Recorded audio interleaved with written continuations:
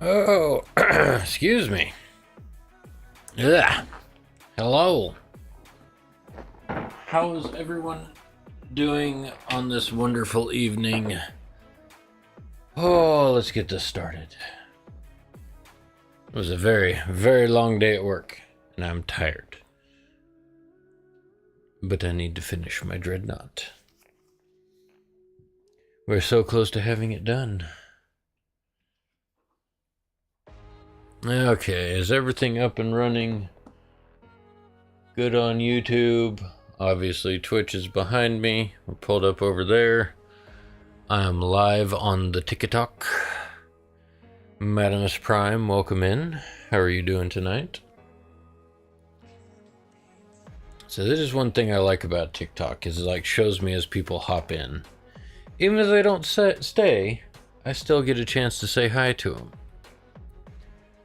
But as I said, we are continuing our work on the Dreadnought. We're going to try and get these arms finished tonight. Let's go. And sorry I missed Tuesday on YouTube. I had it all pulled up, but I forgot to hit the go live button because I'm a dork. But we're live on YouTube tonight. So Twitch, TikTok, YouTube, we're here, we're live, we're going. We're painting. Oh, we're painting in a minute. First, I have to disassemble chunks of the model. So, these little shoulder pads need to come off because I'm still working on painting them. I'll pop his arms off. And before I touch the model anymore, because oily fingers strip paint, we're going to put our gloves on.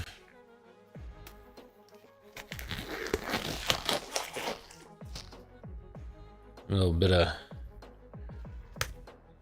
nitro glove ASMR.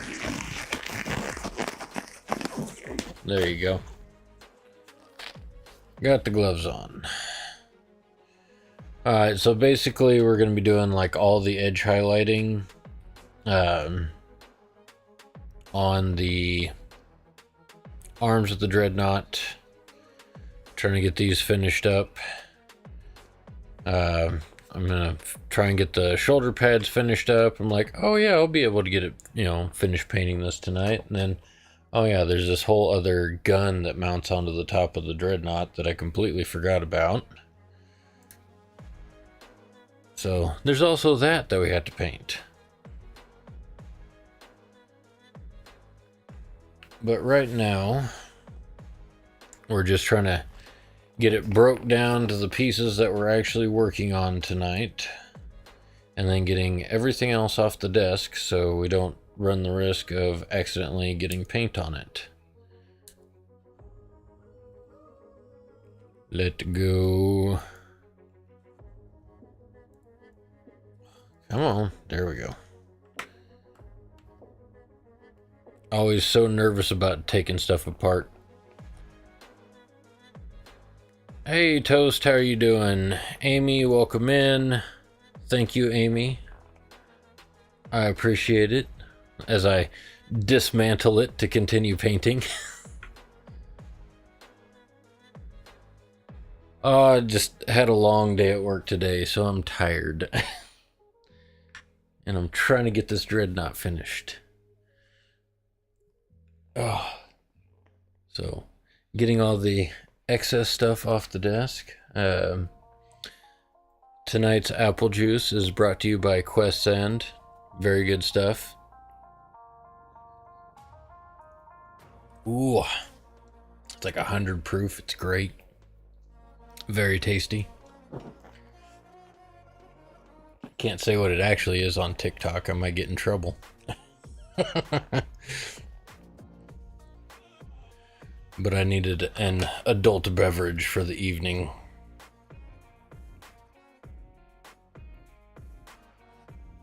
So if you're not familiar, Quest End is some D&D themed whiskey from Matthew Lillard and his friends. That is very good stuff. Unfortunately, it's also a little expensive. So I only have some every once in a while. Like I said, very good stuff. Oh, what am I doing? I have no idea. Apparently finding water to put in my paint cup, because I've been going through all the water bottles that we leave lying around the house, between the missus and myself. We end up with plenty of extra water bottles. We drink part of it and then set it down somewhere and walk off and forget where we left it. So it comes down to my office to be either used for painting or water plants, or to give to the dogs. But apparently people are deciding to blow my phone up right now. So hopefully the camera isn't shaking, because my camera up here is my cell phone. So if you are just getting into streaming stuff, painting minis, camera, cell phone works great. My office is warm, but I don't need a hurricane in here. Let's get the fan going. Okay, so we're gonna start off working on our edge highlights on the Brutalis claws, because I really want these finished tonight. So our first edge highlight is gonna be a little bit thicker with some Dark Reaper. One of the tricks to shaking up paint, I show this every once in a while, but if you have a muscle massage gun, it is a little bit quieter than some of the paint mixers, but you just throw that on there and shakes up your paint bottles. Works great. Hey, Black Sword, how are you doing? Good to see you back. How's the Custom Templar chapter going? If I could talk right. Ugh. See, this is what happens when I'm tired after a long day at work. Go live and can't talk. But it's all good. Doing good, mate. Actually doing the same thing you're doing. Black Armor, Dark Reaper, edge highlighting. Yeah, I do my first edge highlight with Dark Reaper, and then I'll move to Dawnstone for a second edge highlight, and then for like the brightest parts I'll hit like here and there with an Administratum Gray, but I'm waiting to put the rest of the model together before I do the final edge highlight on some places, just because I need to see how the model is sitting for doing those parts, because I don't want to accidentally, do the edge highlight on a low spot that, would normally be a little bit darker when that's the brightest edge highlight color. Dark Reaper edge, Fenrisian Gray, more of a blue edge highlight. Yeah. The recipe I got is from an old Duncan Rhodes how to paint Templars videos, and on YouTube. And if you don't know who Duncan Rhodes is, he used to be a miniature painter for Games Workshop. Did a lot of the heavy metal style painting for the box art, and now has his own paint line, Too Thin Coats. So if you ever have a chance to check him out, he's an amazing painter, teaches online painting classes. Highly recommend checking him out. But that is where I got the color scheme for the Templar army that I'm painting.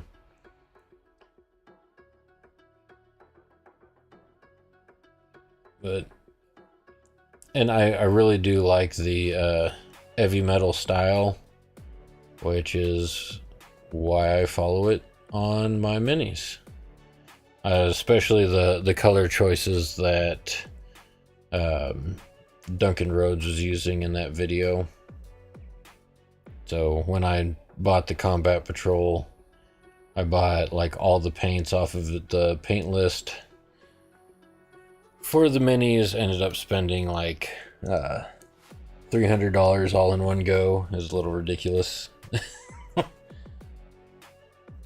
But I've gotten good results with it, so I'm not complaining.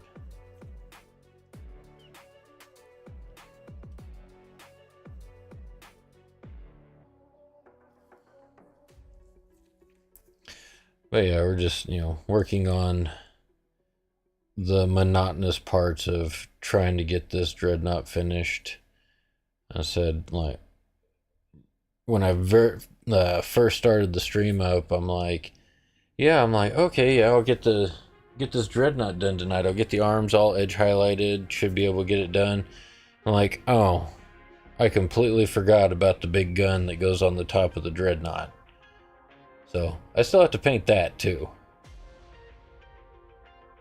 But hopefully it won't take too long. And I say that after I know that I spent 3 hours just painting the meltas on the front of the Dread. So that's how that goes.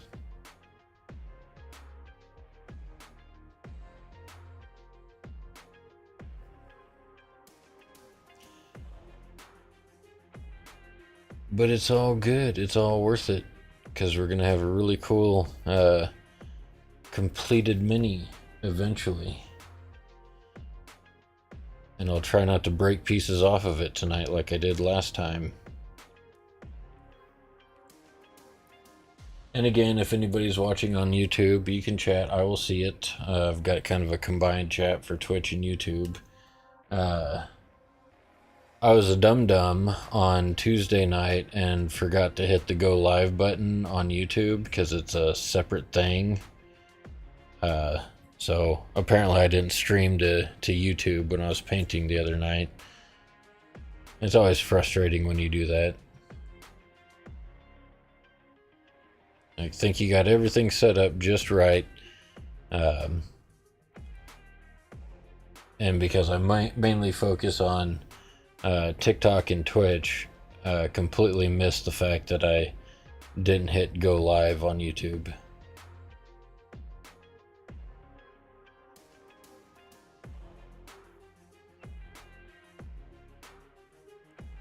Thank you for the follow, Caleb. I'm still getting used to TikTok notifications, so I'll have to stop and look and see what happened. And apparently my Twitch notifications haven't been working right either. I tried to fix it before I went live, but I have some setting that's acting wonky and it's not playing the sound through my headset. So if you follow me on Twitch, hopefully I'll see it in the chat screen. But if I forget to say thank you, here's a thank you in advance. I don't know what happened. A bunch of my settings were not working as intended. I don't know if it's an update or what, but it's been very frustrating when things don't work the way they're supposed to. Thank you for all the likes. I very much appreciate it. And obviously I appreciate it because the more you guys like the live, the more TikTok shares it and brings people in. And of course, if you're watching on TikTok, you can rotate your phone and go live, or go to the full screen version, which provides a little bit larger area of my desk to see. And also at the bottom of TikTok, there's a banner scrolling that has my Twitch address. And if you follow me on Twitch, which I need to remember to say this when I'm live, I have a Discord set up, and that Discord is permanently linked to my About page on Twitch, There's a banner that says Discord on the About page, and that banner is actually a clickable link that will take you to the Discord, and you can follow over there, join the Discord over there, and whatever projects you're working on, if you want to share them, post them. Post pictures, work in progress, post pictures of your finished minis. I do check that every day. I mean, it's easy because there's not that many people over there. But it's always cool to see what everybody else is working on. And if folks have questions on something that I've done, or if I see something that somebody else has done, I can ask them, well, how did you do that? So it's a pretty neat resource over there. But trying to get that community set up. So we can share the things that everybody's working on and say, good job, that looks amazing.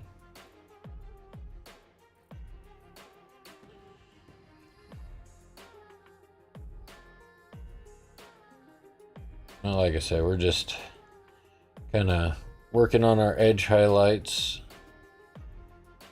for the Dread tonight, trying to get it finished up because we're finally in the home stretch of getting this guy finished up.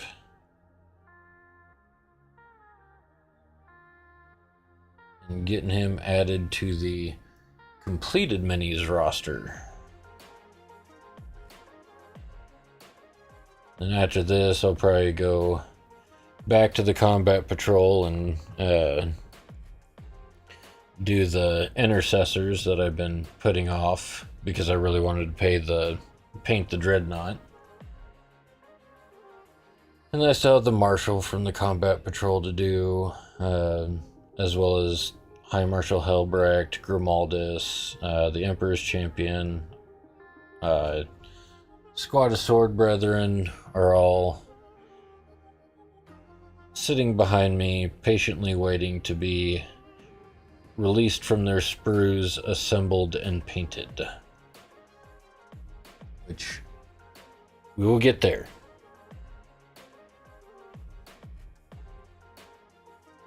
I mean, I'm almost done with it, Bill. Almost done. Finally almost done. I'm very excited about being done with it too. Because it's come out really well. I do need to figure out like what decals I'm going to use on it. Because I do have some big empty areas that, need a little bit extra on them. But we'll figure out what we're going to do there.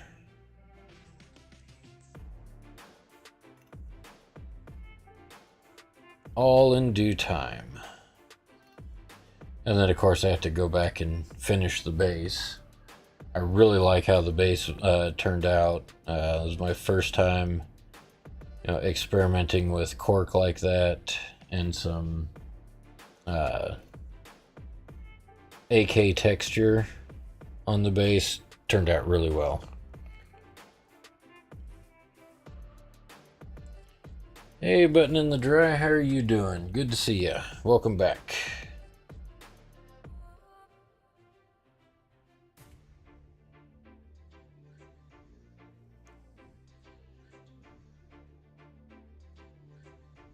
Man, just everybody's popping in tonight. I appreciate it.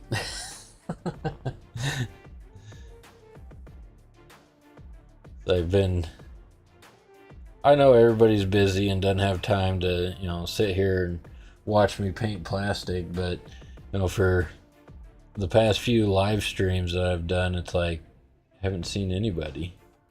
Like, just sitting here talking to an empty room. Of course, not necessarily TikTok. I mean, people hop in and out all the time on TikTok, but Twitch has been a little bit of a ghost town. But I mean, I'm not super concerned about it. This is, my hobby. I do this for fun to entertain myself. But it's always nice when people hop in and say hi.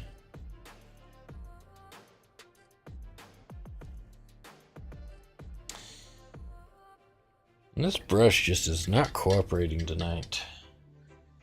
Very frustrating. But then again, it's probably about due to be replaced. I've used that brush quite a bit.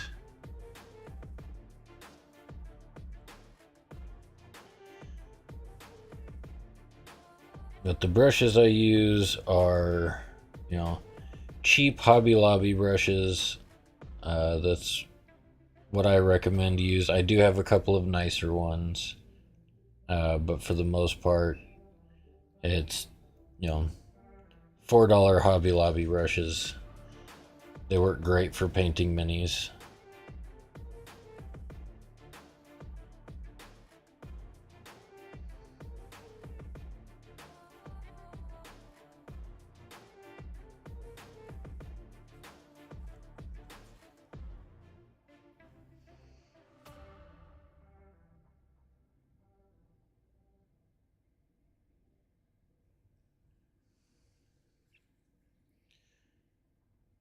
Yeah, just, down to the nerve-wracking, monotonous parts of getting all these edge highlights done.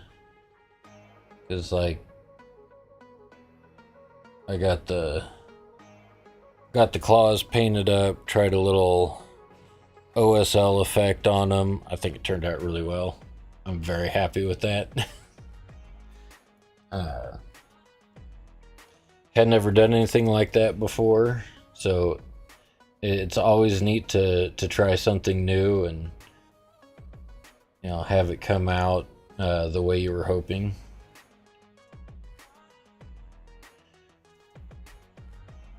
One of these days I'm hoping to be decent enough with my dry brush to be able to do it with my airbrush instead of having to dry brush.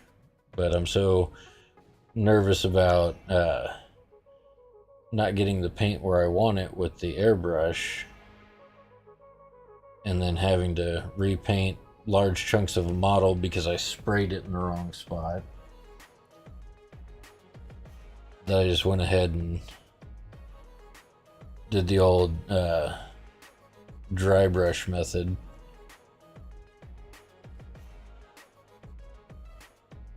Thank you for the likes, Grand Admiral Bill.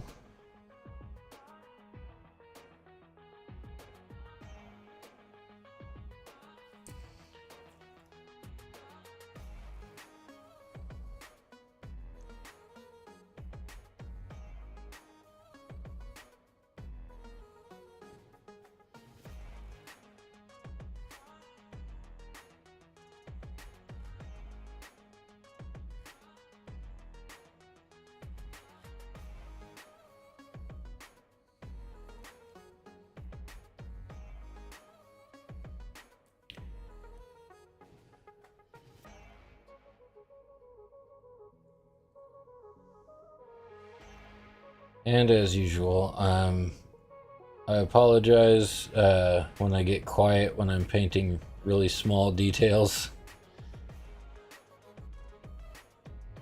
I go into that, I can't see as well if I'm too loud, so I turn off the voice and focus on the paintbrush.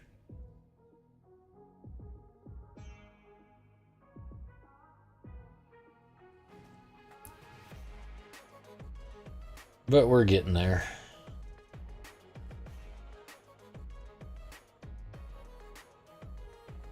Oops.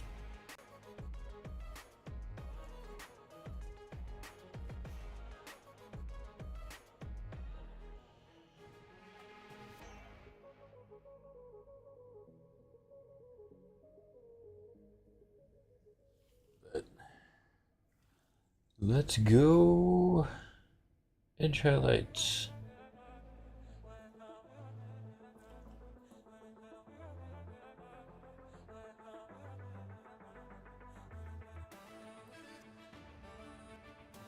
But it is neat to see in the couple of months that I've been working on these guys, my edge highlighting control is vastly improved from where I started. So if you try edge highlighting for the first time, don't get discouraged. Just with more practice, you'll get better and better the more minis you do. So don't get upset. Just keep practicing and keep going, and you will get there.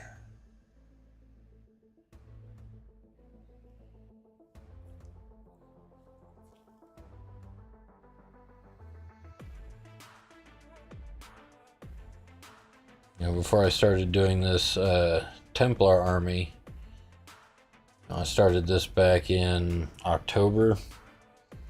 I had never really done edge highlighting before, so it doesn't take long to learn those basic skills and improve upon them.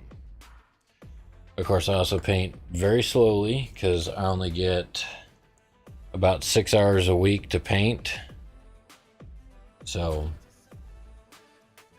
that's why it has taken me a very long time to get as much as I've done on these models. But again, that's just, you know, more testament to, as long as you keep with it, keep practicing, even if you don't get to do an excessive amount of painting, you will still improve. Just stick with it.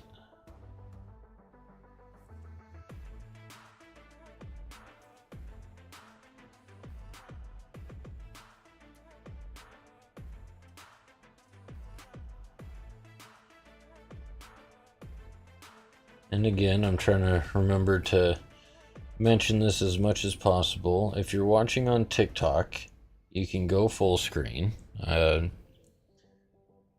a message if you're watching vertical that says you can watch full screen. But if you do go full screen, my Twitch address is scrolling across the bottom of the screen. You can hop over there, follow me on Twitch, and if you're on my Twitch page and you're interested, I do have a link to a Discord server where I post my work in progress minis and my completed minis, and also viewers that join can post those over there too, and we can all give each other thumbs up and ask each other questions on how we painted things. So if you want to head on over there, on the About page, there's a banner that says Discord. That banner is a clickable link that should be a functional permanent link to the Discord server, and you just head over there and join the Discord and post some pictures of what you're working on. Hope to see you over there. One of these days, I will get the stream set up and figure out how to do everything, and we can take a look at what everybody's been working on from time to time. Another streamer I follow, he does that on Wednesdays. Hoodguard, if you follow him, he does his work in progress or whip Wednesdays. And I'll go, Wednesdays are my off night, from one of my off nights from painting. So I'll go over there, hang out, and share pictures and see what everybody has to say about what everybody's working on. But there's tons of painters out there who are always willing to help out, give advice, answer questions that you might have. I know he's live right now, but Dream Big, Build Small is always hopping in and out of other people's lives, giving them likes, um, commenting, giving suggestions. Snuggington, another great guy. I try and catch him live when I can. But just tons of miniature painters out there. I think Esco the Don Escobar, another good one to check out. Katana Minis. There's a couple of katanas out there. Katana Minis, Red Katana on TikTok. They do some really good stuff. But it's so hard to keep track of everybody.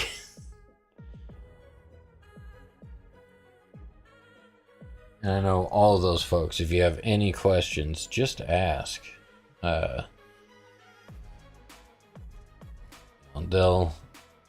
If they don't know, they might know somebody that does know the answer to your question.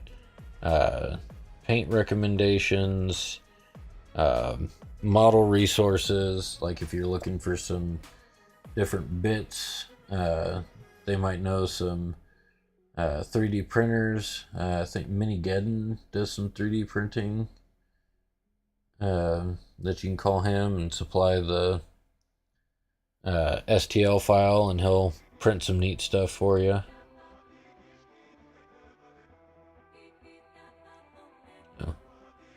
I'm over here supposed to be, focusing on my live, and I'm just, promoting everybody else.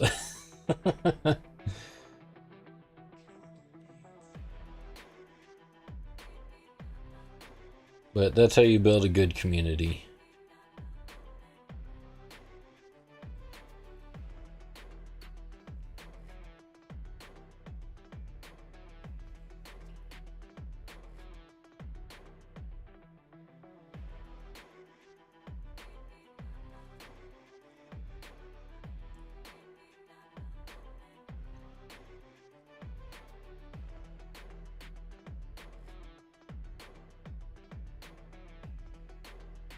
Something like Warhammer, you have to have a community. Just people to talk to, people to play with.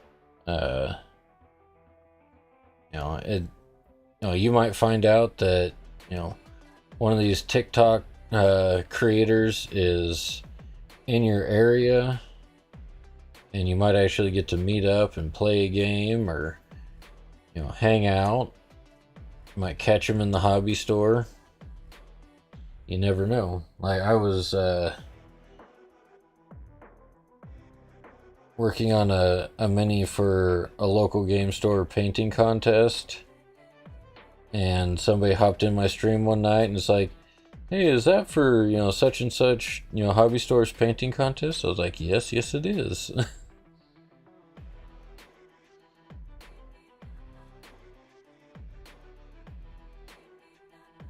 So it's always neat to come across somebody that you might actually run into at some point.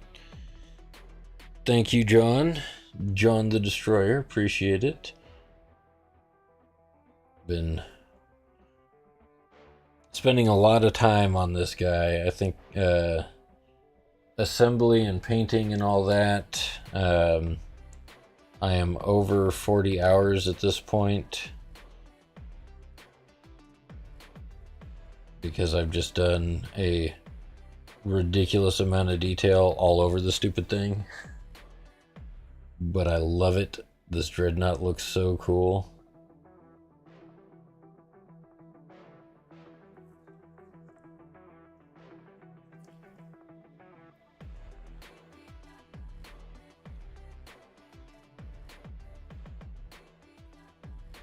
Yeah, we're just, like I said, going through the slow, monotonous part of doing edge highlighting.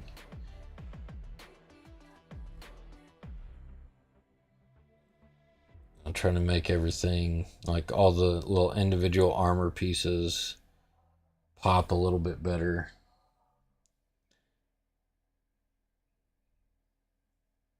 I mean, painting black armor, it's like really hard to see like where one piece ends and the other one begins without edge highlighting.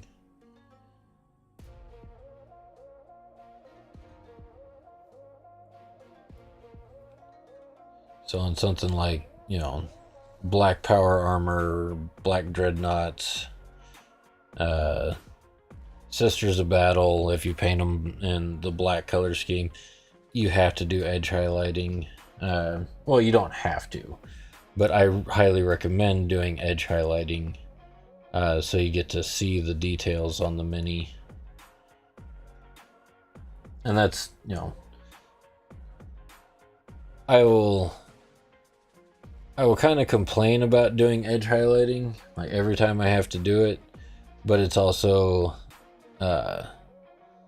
one of the best parts of doing the mini, because it's like it finally starts coming together on camera and you can see like all the individual pieces of armor better on camera,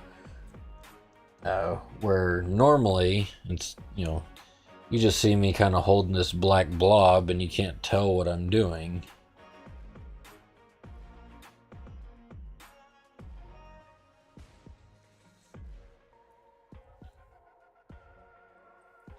And it's one of those things, once you figure out the right, once you figure out the right paint to water ratio or paint to thinning agent ratio, to get the paint to flow off your brush nicely, edge highlighting goes a lot quicker, looks a lot smoother. And speaking of Esco, how are you doing tonight? Just talking about you being a great resource for people to check out for miniature painting.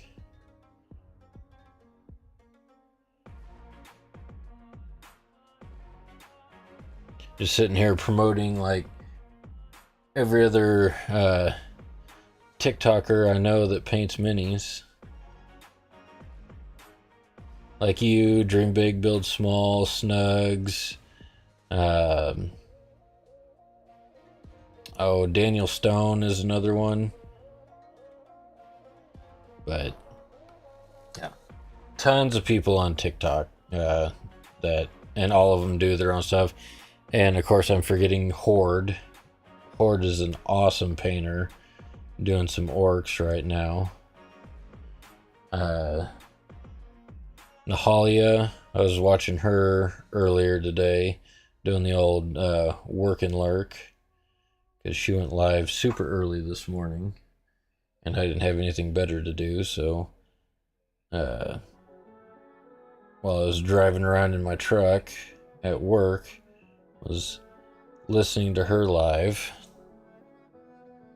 which is another thing. If you get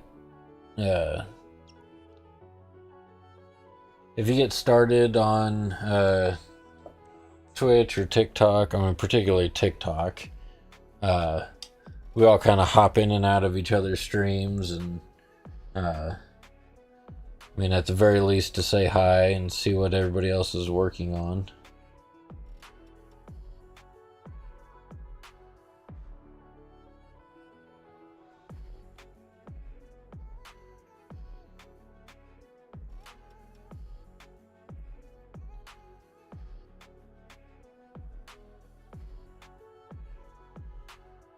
Well, like I said, this is all about, relaxing, having fun, chit-chatting with friends.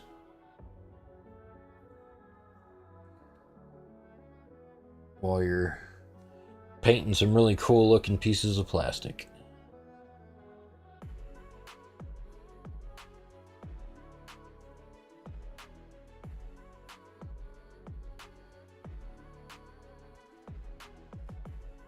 And I know I'm biased, but Templars have the coolest looking pieces of plastic that Games Workshop makes.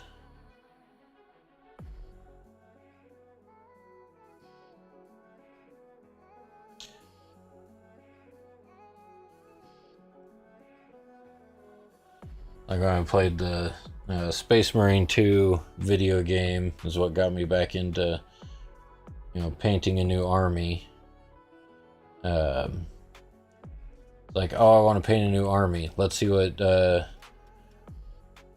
my options are. Saw the Emperor's Champion model, and I'm like, yep, Black Templars, that's it. All because of that one mini.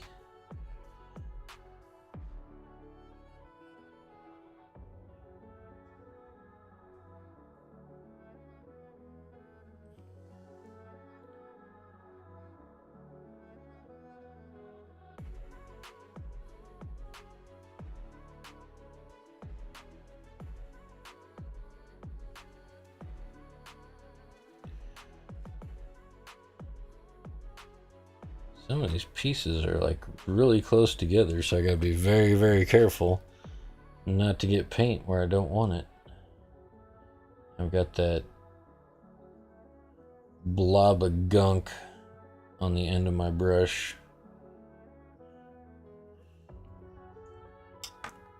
That is one of the frustrating things about painting with acrylics, is you'll get like this little dried blob of acrylic right at the tip of your brush, and so the end of your brush doesn't move the way it's supposed to, and it's super frustrating.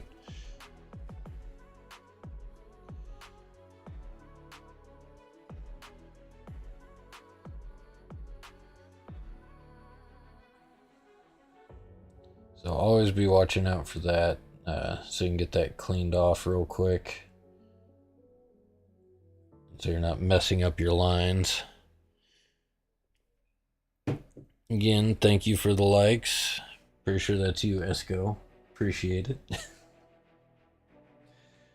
Welcome back. Seen you hop. I don't know if you're having issues with TikTok or your internet, but I've seen you hop in and out a couple of times. But it's all good.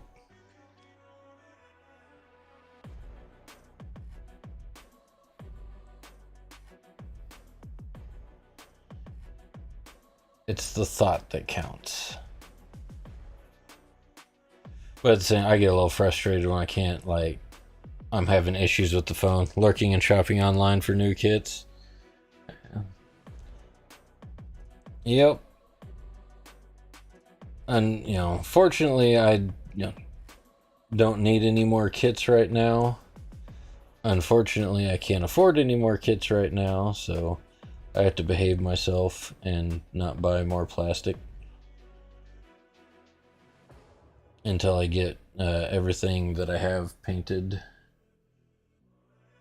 which is fine. I have plenty of minis that need paint smeared on them. Okay. That is the first round of edge highlights done.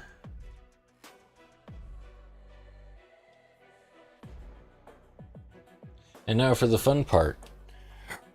Remembering which blob of paint I'm using on the wet palette and not dipping into other colors while I'm painting.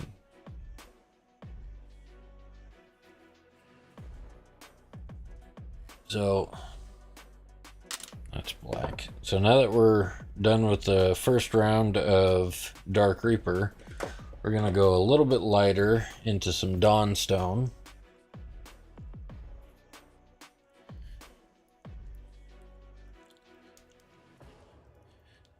And of course for this, thank you for the follow, Hutzler. For this round, I do use my nicer brush. This is a Monument Pro Sable brush. It is one of the only nice brushes I own, and I only use it for edge highlighting and doing eyes. So very limited on the use that this brush gets, which probably isn't a bad thing, because like $15 for a paintbrush.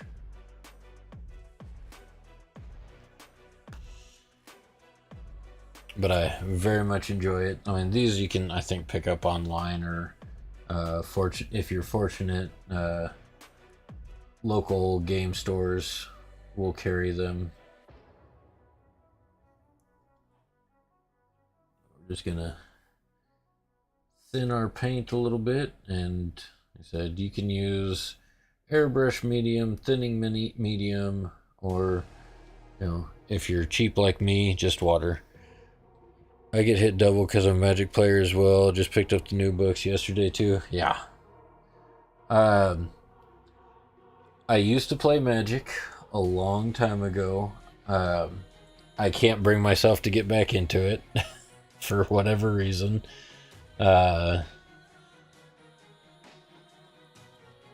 But so to let you know like how long ago I played Magic, I played Magic when Ice Age released, which was back in like the mid 90s.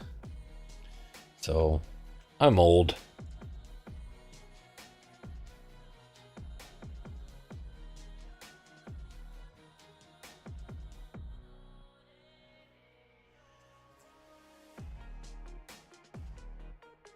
Just like I like the old Magic. I don't understand Commander, and apparently that's what everybody plays now.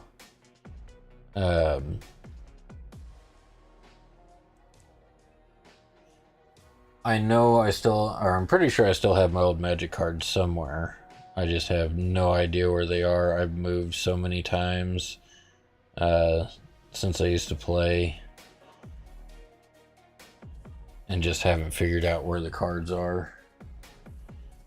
They're packed away in a box somewhere.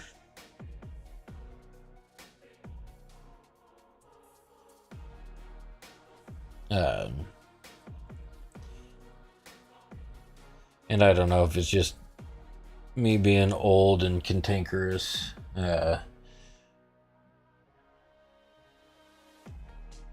it's like I liked it when it was just, strictly a fantasy game and they weren't mixing all the other franchises into it. Which, I mean, to each their own. If you like the new Final Fantasy set that just came out, more power to you. If you have Black Lotus or Tabernacle, then congratulations, you're wealthy. I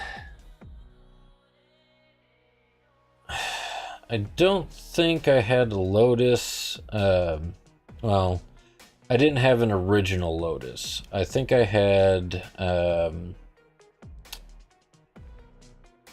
was some sort of reprint years and years ago. The Ancients. The Ancient series came out and reprinted Black Lotus in that series. And I think I had one of those. But they made it a much more common card during that time. I know all the cards I had way back then weren't worth anything. I mean, they maybe worth something now, but I don't even know if they're legal anymore.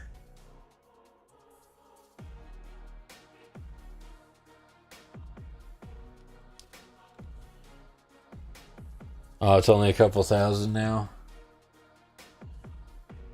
Yeah. So I don't keep up with card values.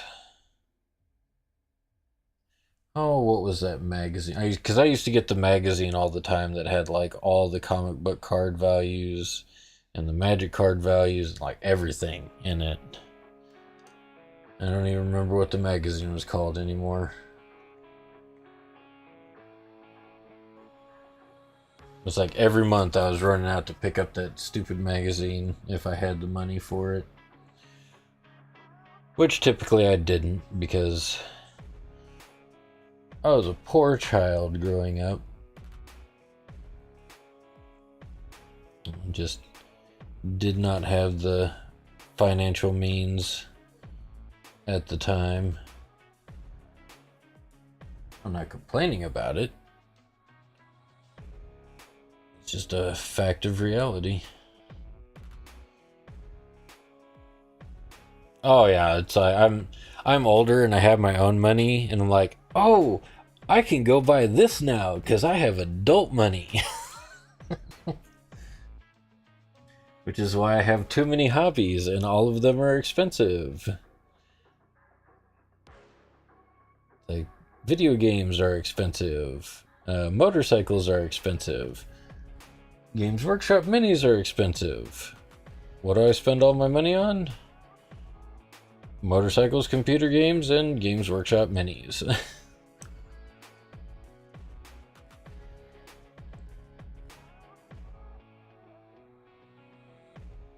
Although I can't paint, so I even have to pay to have someone pay me. Oh,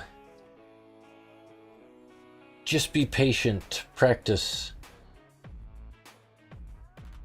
Like, if you live near a Games Workshop store, run in and grab the mini of the month. It's free. You don't have to worry about, wasting money by messing it up. And it, kind of makes you paint different things.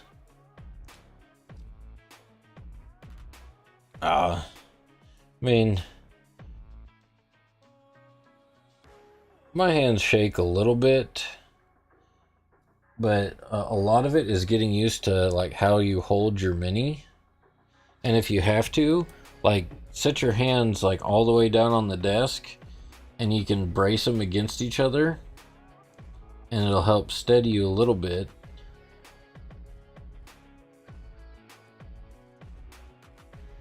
And just little simple tricks that'll help you be able to paint your minis.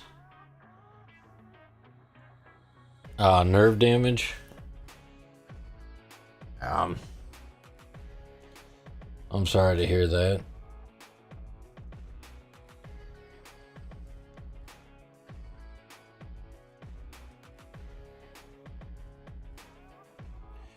From an accident, so I can't do detail work. Yeah, I mean, I know about accidents. I have a constant reminder on my arm right there. Watch out for loose gravel in a turn when you're going 50 miles an hour on a motorcycle. It slides out from underneath you.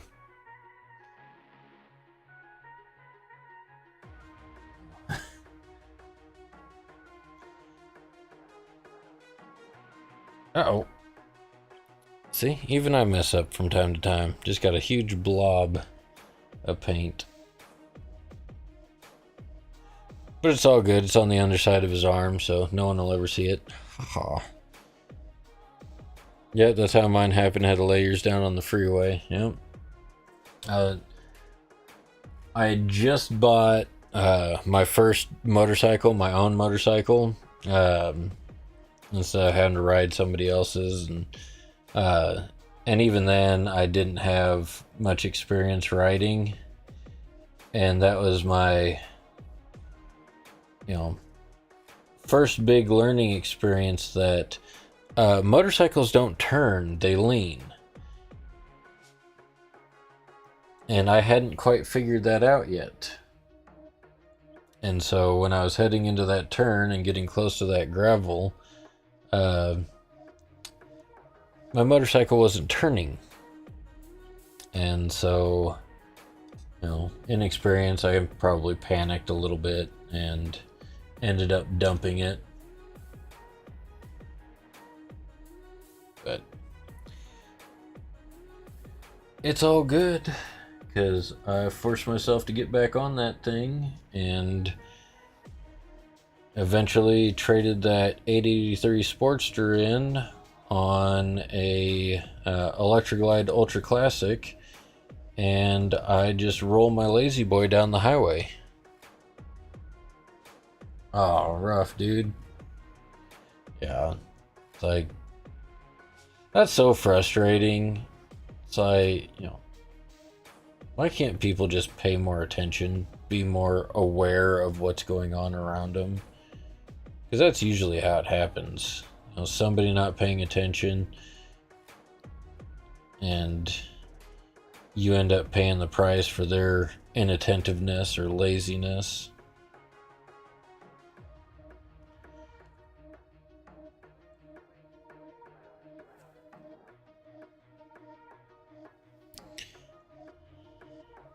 And people wonder, guardrails do hurt.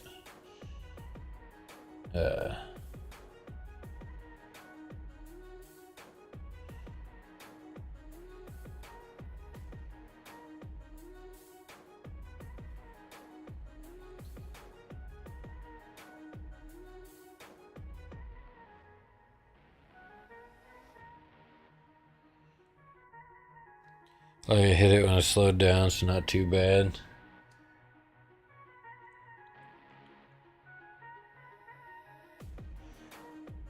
Yeah, unfortunately, I did it. My ex and my kids were in the car behind me when I went down, and my kids are big fans of the Terminator 2 movie. And there's a scene in the movie where the liquid metal Terminator falls off a motorcycle and rolls when he crashes the bike, and he's like, "You look just like the Terminator in Terminator 2, and he fell off the motorcycle when you wrecked your bike." Like, thanks guys, appreciate it.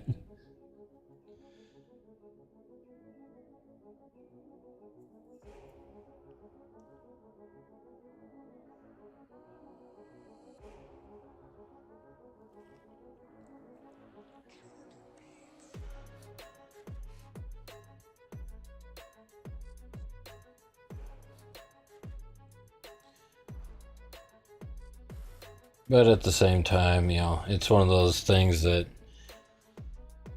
teaches you to have a lot more respect for those machines.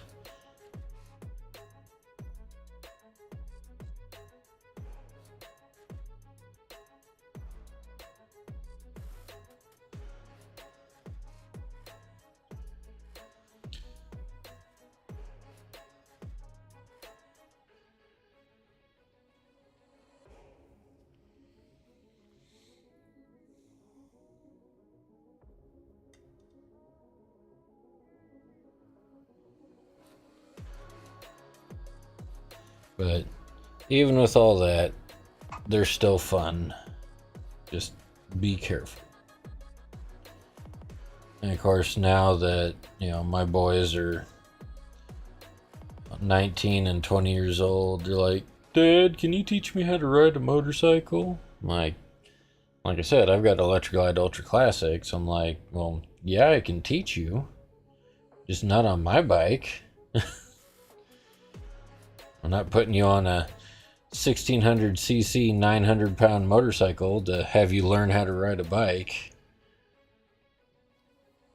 Fortunately, Facebook Marketplace, I found a old Kawasaki Ninja 500, and I own a 97 Honda Shadow Ace, fully rebuilt it.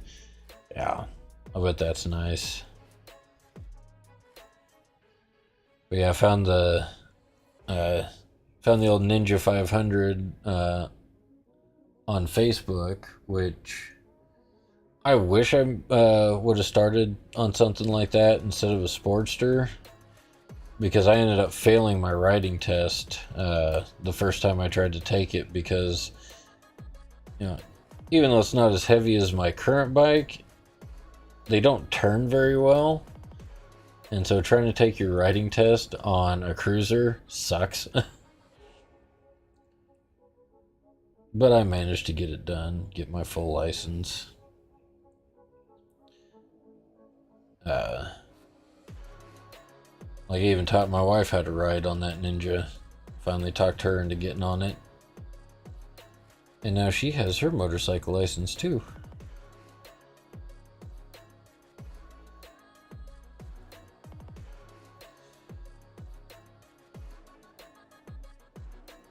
But I'm hoping in the near future that I can trade the Ultra Classic in on the Pan America, because I really want to try adventure bike riding, and the Pan America is just such a cool looking bike, in my opinion. Some people hate it, they think it looks ugly. I think both Harley and Xbox missed an amazing opportunity to throw that motorcycle into Halo Infinite and have Master Chief ride it. Because the year it came out, they had an OD Green Enthusiast Edition Pan America. And I was like, that bike would look awesome in Halo. Like, I'm going to print off a 3D print or make a Master Chief costume and ride that bike dressed as Master Chief. Wife and I love to cruise. She owns a Triumph. Yeah, Triumphs are good bikes. An old Marine buddy of mine has a Triumph Tiger, which is part of the reason I want to get into adventure bikes. So one of these days I can call him up and be like, hey, let's go on a BDR somewhere, get off road. I'm at the point where you want a Goldwing. I mean, I will say, those full-size cruisers, I'm especially a Goldwing, it's like sitting in a lazy boy and just cruising down the highway. They are so comfortable. The only kind of half regret I have about mine is I love the sound of my exhaust. I have a Reinhardt exhaust on my bike. Sounds amazing. But when you're running down the highway at 80 miles an hour going like for a couple of hours, it's so loud. So loud.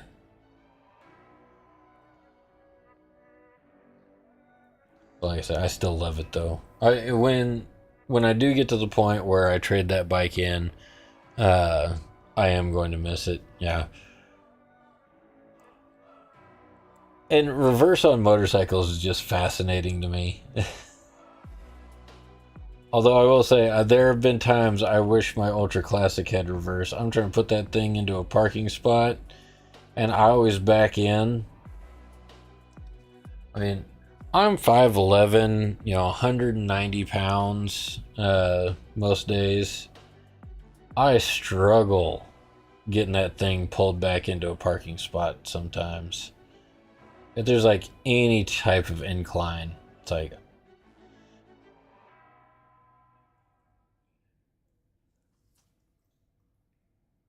I mean, they do and they don't. If you're beside them or in front of them, the loud pipes will let people know that you are definitely there. But if you're behind them, coming up on them, they don't know you exist. It's not until you're on top of them that the loud pipes make a difference.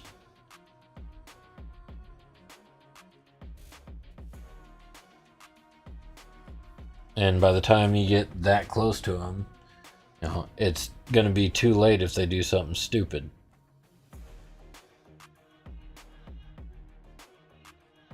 Yeah. Somebody not paying attention to what's going on behind them, not checking their blind spots, don't know how to use their mirrors or turn signals. It's like every time I hear about this, like they're talking about the new discoveries in Egypt and stuff, about all the stuff that's supposedly under the pyramids. And it's like, the more I drive and the older I get, the more I understand lost technology. Because, I mean, already we have people that can't remember or can't figure out how to use headlights, turn signals, and cruise control on a car. Really?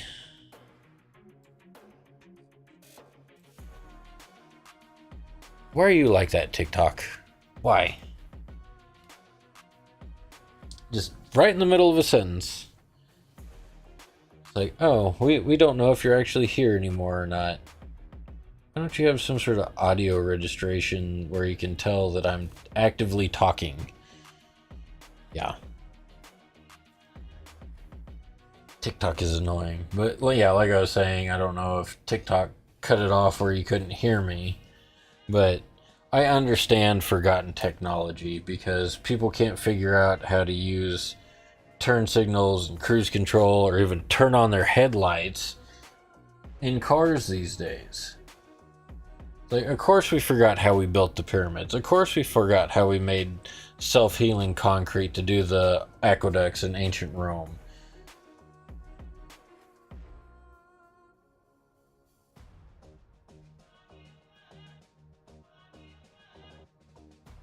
There's proof everywhere all around us on a daily basis that people can't pay attention for longer than 5 minutes. You know, people don't know how to use a rotary phone. Oh, that's another thing. It cracks me up watching like videos of kids these days. Their parents dig out the old Walkman and like, here, see if you can figure out how this works. And they spend like 2 weeks listening to a cassette tape and rewinding it, and then find out, oh, there's music on the other side too. It's like, yeah, you have to flip the tape over.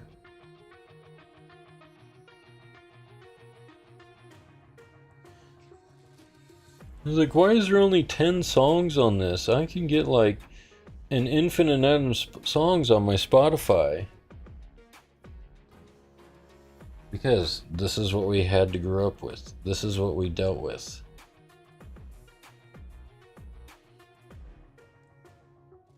Then drop a CD in a Discman, have them put the headphones in, and then shake it. Let them hear a CD skip for the first time.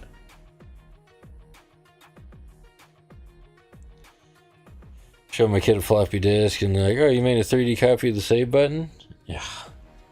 Yeah, I've seen that online. Really want to blow their minds. Pull out an old 5 1/4 floppy. Like, what is that?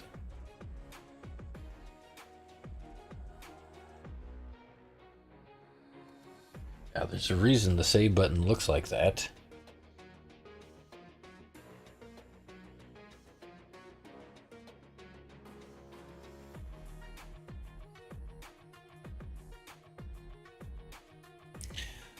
That and you know, I started playing video games on like an Atari and a Commodore 64 computer.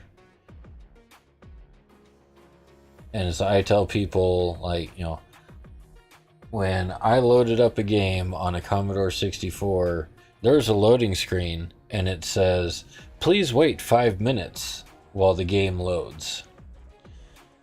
On an old gateway computer, and they still don't know how to turn it on.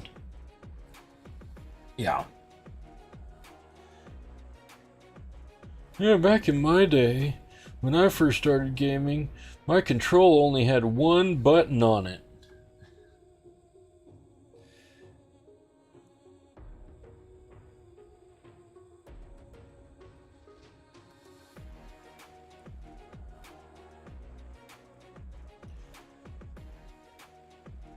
As fortunately for my kids, you know, their dad is a super nerd that held on to a bunch of old worthless technology.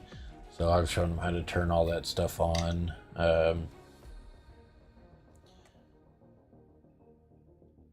One of these days, they're probably going to ask me to teach them how to build a computer, which, been there, done that. It's just lately, like every time I price out a computer, it's like they have pre-builts that I couldn't order the parts and build it myself for that price. So my last couple of PCs have all been pre-built. I'm not complaining about it. You know, a lot of saved effort on mine.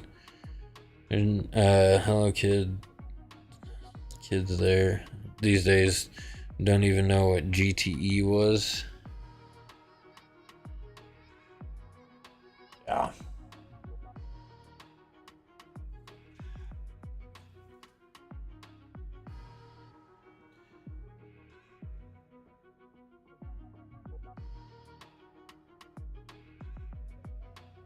Now, don't Google this, and TikTok, Twitch, don't get me in trouble for saying this, but you know, there's that internet rule that has a certain number in the 30s. My kid tried to send me something. It's like, oh yeah, you know, this person is, you know, making all these rules, and you should look at this particular rule. Just Google it. And like, really, child, you think I'm gonna fall for that? So I sent him back the quote from Chronicles of Narnia. It's like, don't cite the old magics to me, witch. I was there when they were written.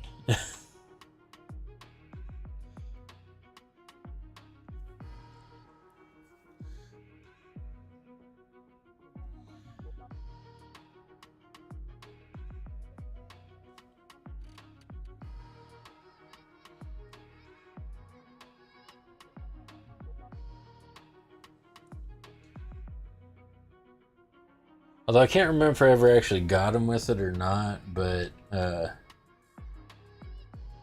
was going to tell my kids one of these days, hey, if your computer's ever lagging and you want it to run faster, hit Alt F4.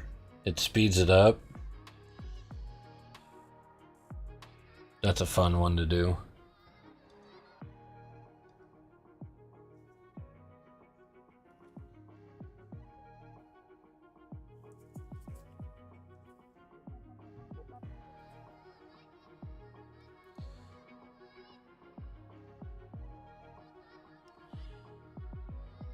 I was giving old AOL disc to brick their PC.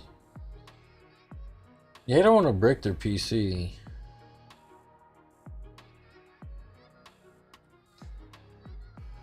Although, you know, I could probably fix it for them. Already. Every time they have problems with something, they're like, Dad, do you know how to fix this? I'm like, yes, bring it over. I'll take care of it. And my youngest, he's like, I broke the shifter linkage in my truck. Can you, you know, help me fix it? I'm like, yeah, sure. You know, he didn't tell me that when you hopped in his truck, the gear shift lever was completely busted off of the column. I'm like, how did you even manage that? You said the linkage was broken. Not the shift lever was dangling from the side of your column.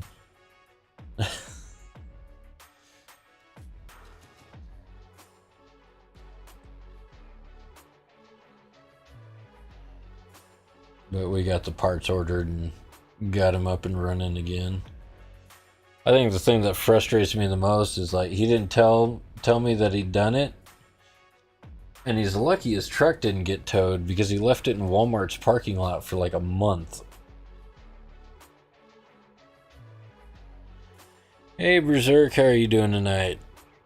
Day's going alright, just, you know, doing the monotonous task of edge highlighting. Though, I did have kind of a long day at work. And you gotta love those days where they think you have to earn your paycheck. Like, really? I just want to show up and you give me money. Unfortunately, real life doesn't work that way. How's your day going?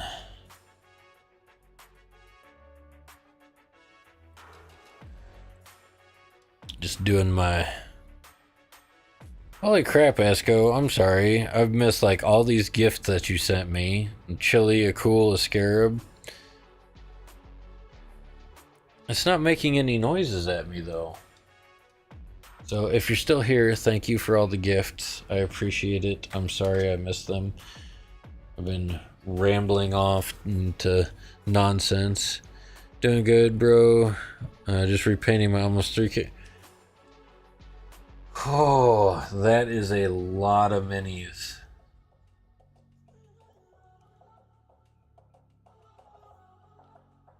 $3K worth of orcs.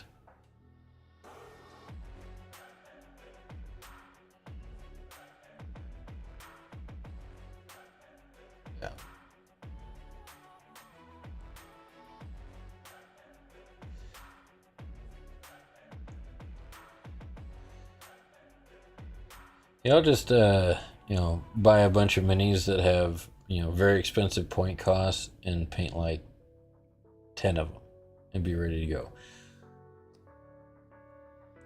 No, because I know which armies those are. It's like knights, and those models are ridiculously expensive.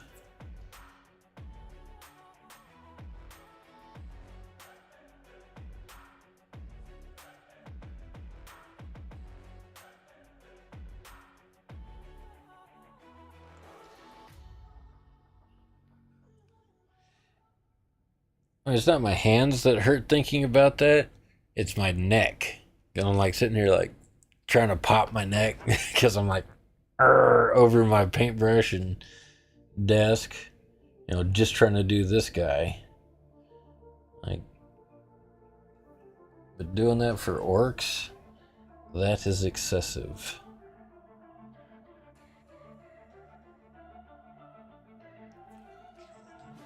Oh my goodness, am I done with this yet?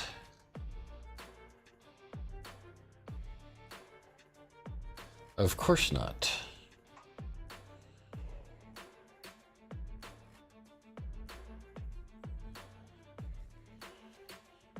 Oh, you have a blessed day, my friend. Stay safe. Yes, I hope everybody stays safe this weekend. Oh.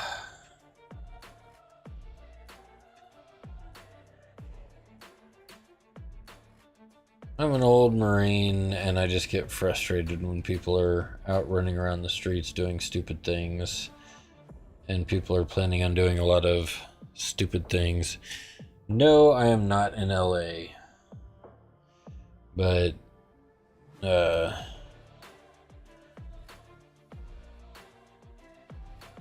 um, people are planning to do similar things all over the country this weekend, and I'm like, come on, guys. It's, not going to have the benefit that you think it does. Uh, just stay home.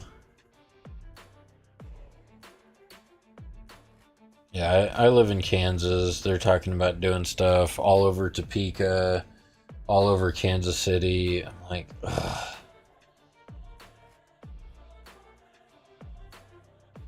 And I'm just so afraid somebody's going to do something extremely stupid, and there's going to be scattered gray matter all over the news, and I don't want to see it.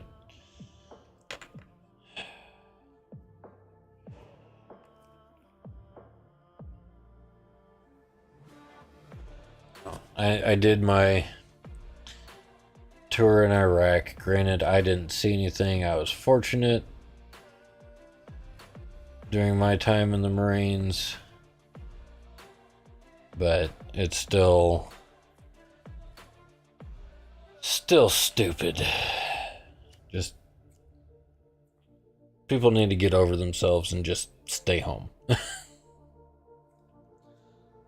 I don't know what else to say about it.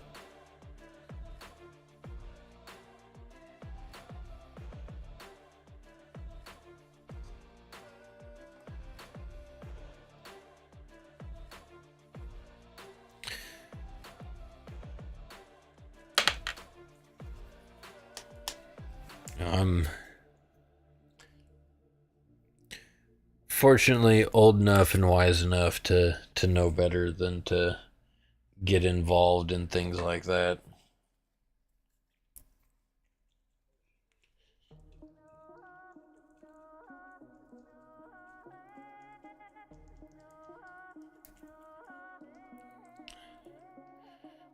Yeah, I mean, if you want to run up and down the street, holding your little sign, shouting, more power to you. Go nuts, go wild. But as soon as you start throwing bricks and rocks and whatnot and lighting stuff on fire, go home. You're an idiot. No one cares what you have to say.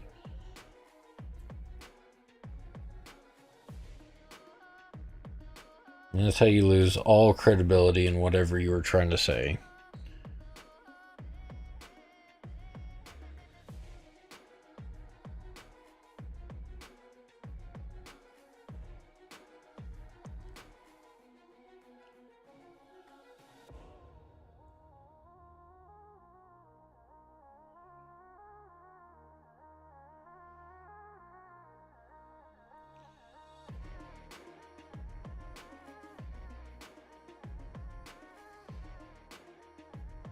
And like I said, I spent 4 years of my life wearing one of those uniforms, so you know I understand why people want to go out and do that stuff, and I fought for your right to do that, but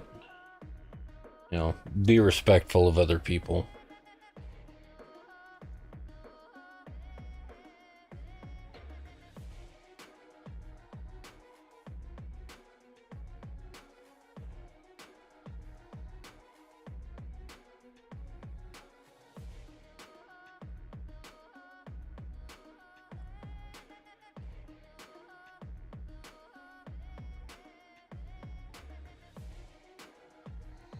I can start a new Legion.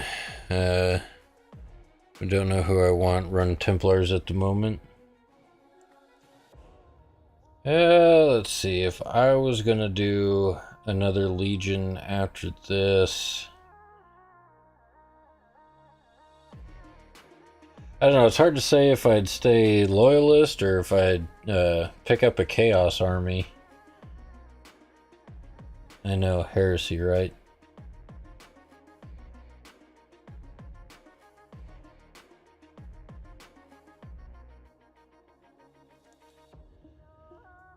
Death Guard looks like it could be fun painting some of the models, but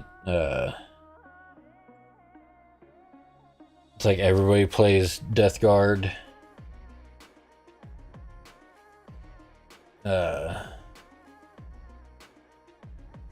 Not in the whole Slanesh thing. So Emperor's Children, they're whatever.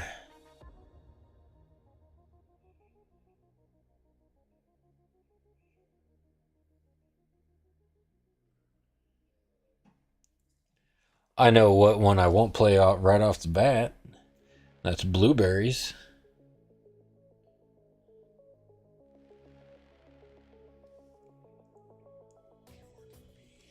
And that's one of those things, mostly because of other people that I've encountered that are massive Ultramarines fans. It's like, people sit there and be like, well, you're a horrible person because you played Templars or you're painting a Templar army. It's like, no, I just think they have cool minis. But I said some of the Ultramarines players are like your hardcore, well, actually, crowds. I'm just like, not interested. I'm sorry, dude. Go have fun. You do you. I'm not interested in your Legion. And of course, you could always go for their founding chapter. Do some Imperial Fist, but that's a lot of yellow paint. 100% Loyalist. I want one that's extremely anti-alien or heretic and not a fan of the Codex. I mean, that's the Templars. I'm not super big on lore, so I don't know what other chapters really question the Codex.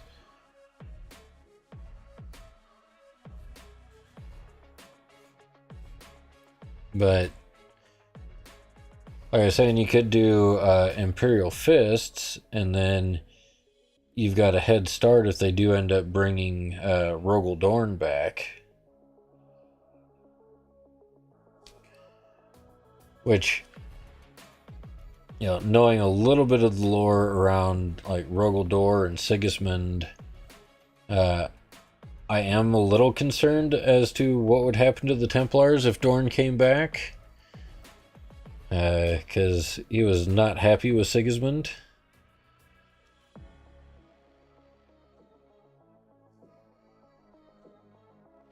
Silver Skulls are another, but they're the Gilliman gene seed. Yeah. Now, somebody had put... one of the main reasons I'm just like not interested in Ultramarines. It's like somebody had posted one of those TikToks. It's like, Here's a thought experiment. If it was the Ultramarines versus the Templars, who do you think would win? And I'm like, well, I mean, the Ultramarines are obviously Codex compliant, so they're only going to have 1,000 members. Like Templars are not. They have more members. So, anywhere between 3,000 and 7,000 Battle Brothers. So, you have a size difference there. Like, also, one of the main things that High Marshal Helbrecht is known for, he's the greatest naval commander in the Imperium. So Templars also have, fleet tactics going for them. So I pointed that out, and somebody's like, no, you're crazy. Ultramarines have a Primarch, so Ultramarines win. Rabute Gilliman win. Like, having a Primarch means absolutely dick all if the ship that they're standing on gets turned into space debris. Because they got outgunned and outmaneuvered in a space battle. And the person that was on the other side of that conversation, was just like, well, then you have all the, successor chapters. If you fight with the Ultramarines, you got all the successor chapters. Like, dude, now you're moving the goalposts because I pointed out that, in a naval battle, Gilliman might lose. And it just,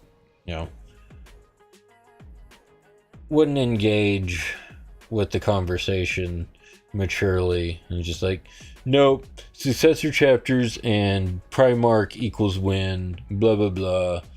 Like, okay, dude, whatever. So I just posted the Games Workshop Everything is Canon meme with Bobby Gurleyman and Yvrain. Like, whatever, dude. Don't care. Hey, Gilliman, when he insulted him, calling him just a man. Yeah, and it's like, Helbrecht, or Gilliman knew that he needed Helbrecht's help. And instead of, just saying, appealing to his skill as a naval commander, just said, oh, you remind me of Sigismund, and I didn't like Sigismund. It's like just insulting the founder of the Templars and, basically the heroes of the Templars. It's like, yeah.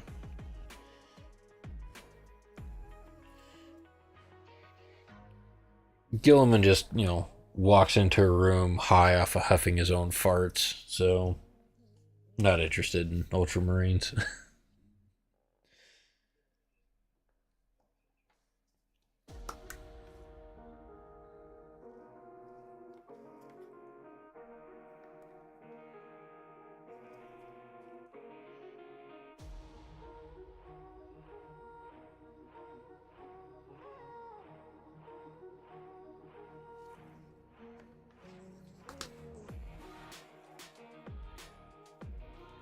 But it is what it is. Everybody has their own opinions on how they feel about various chapters of Space Marines and their Primarchs. Of course, I haven't read the Horus Heresy books, but it's like, Dorn and Sigismund were taking care of Terra while Gilliman was where? What was he doing? Farting around on Ultramar the whole time? I said, I don't know the lore behind it. I just know it was Jagadai Khan and the White Scars, Sanguinius and the Blood Angels, and Dorn and the Fists defending Terra. while everybody else was spread out across the galaxy doing who knows what.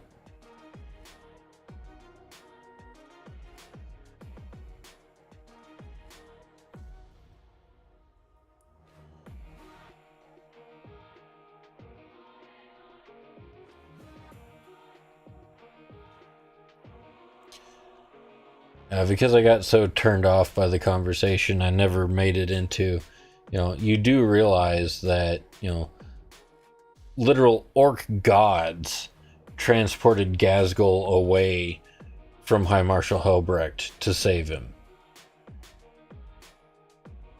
Emitek the Stormlord is regarded as like the greatest tactician in the galaxy.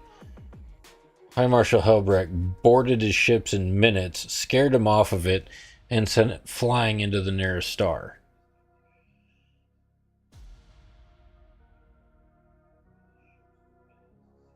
Yes. Hand to hand, toe to toe, yes, Helbrecht would lose to Guilliman. But in a naval battle, I think Guilliman would struggle.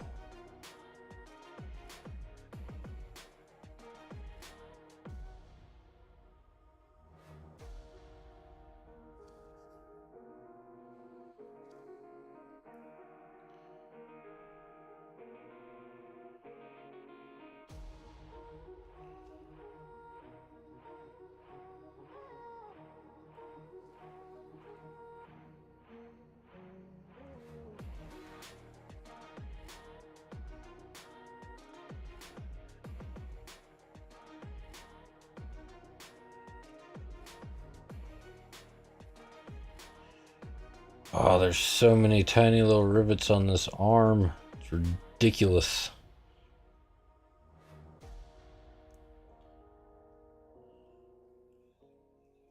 What time we're getting to? 8:42.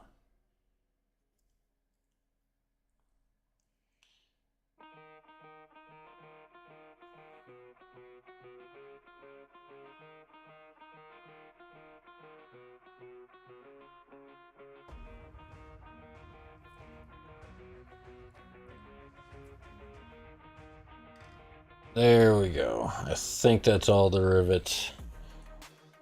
Arm complete.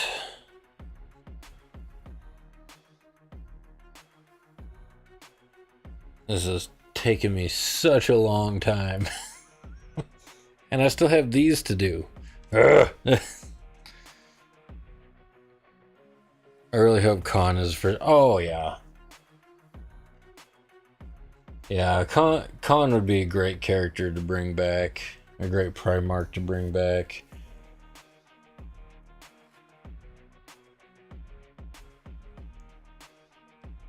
And if they bring back Khan, I would love to do I would love to do a White Scars army, and then it's just nothing but bikes. Just a whole army of Space Marines on motorcycles. That would be epic. Although I don't know if that's allowed in the rules to have nothing but Space Marines on bikes.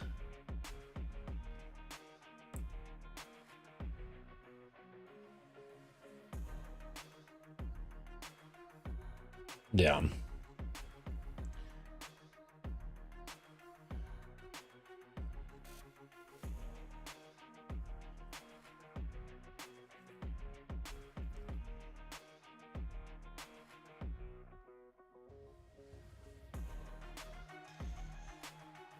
Yeah, well, you can't help that, the Ultramarines need some extra plot armor to keep them relevant.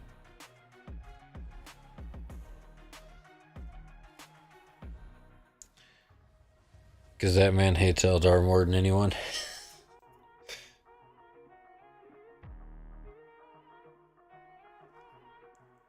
Yeah, like I said, I'm not, super up to date on all the lore and everything, but I mean, at the same time, he's I'm pretty sure he disappeared into the webway.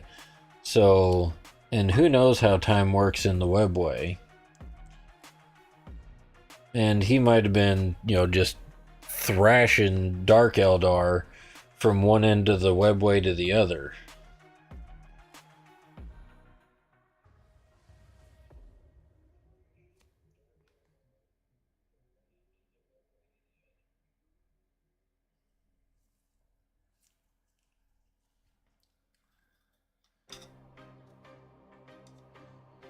But again, that's Dark Eldar versus Eldar. So, I don't know how he feels about that, the regular Eldar, but I'm assuming, if they have pale skin and pointy ears, he's not a fan.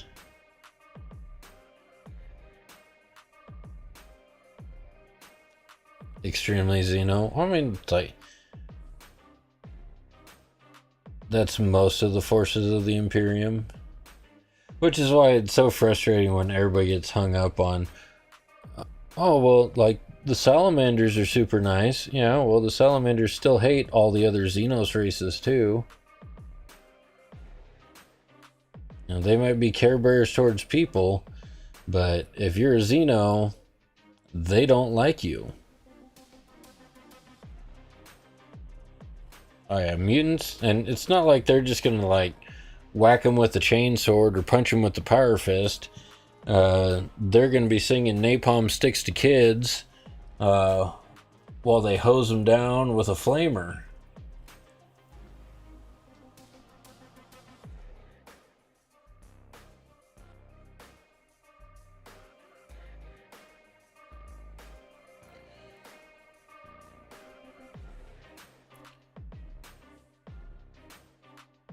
Okay.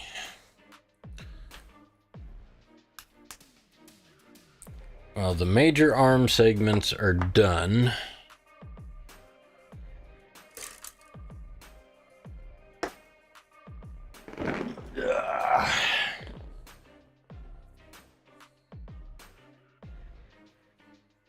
Hey, when people want the 40k universe to be nice and instant, it is not, and it will never be.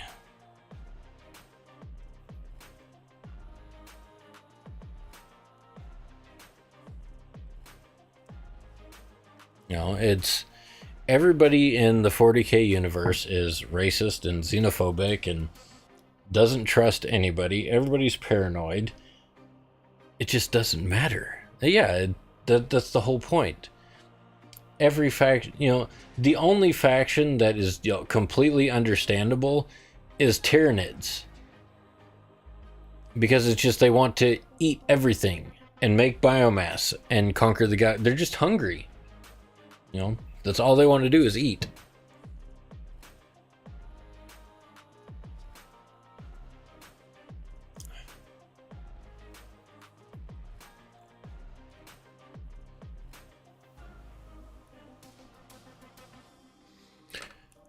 Okay. Arms are finally completed. Ah, yes, Grandfather Nurgle. He's the only one that actually cares about anybody. He just wants to bless them with so many gifts.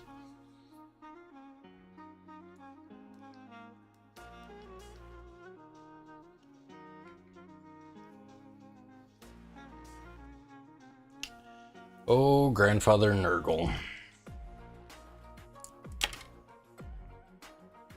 Yeah, legitimately not malicious, he wants everyone to have an extremely long life. He wants them all to have gifts.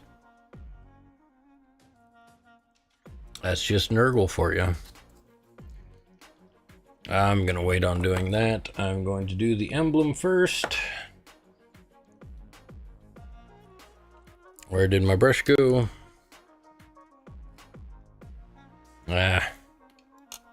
Probably need to start with the metallic first.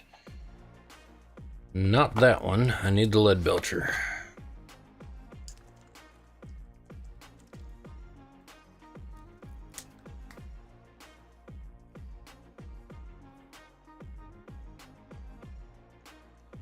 Yeah, I'm like, I should be listening to audiobooks constantly since I drive a delivery truck. I just never do anymore because I'm always listening to the news. But I should take time, get a bunch of the audiobooks and get current on all the 40k lore.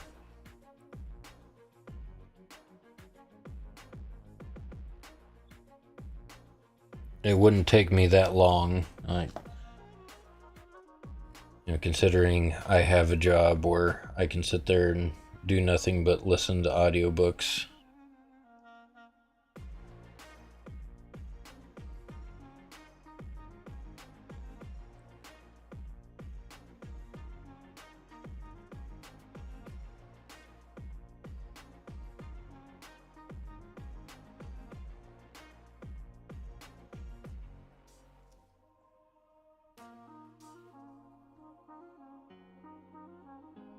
I think there's someone because they custom loyalty. How do you mean?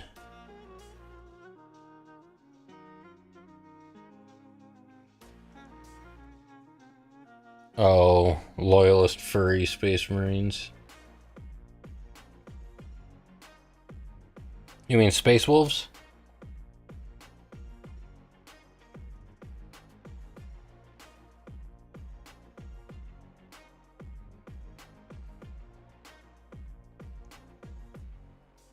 Oh, no, like me.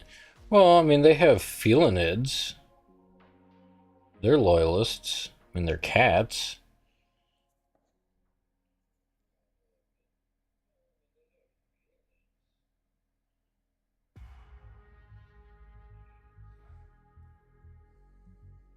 Not saying that they're completely trusted, but they exist.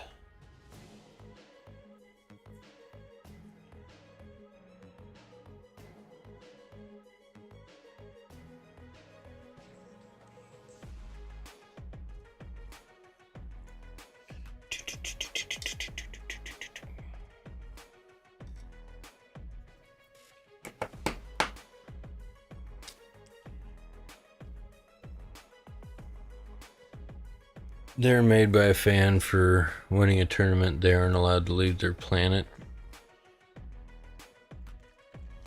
Ah.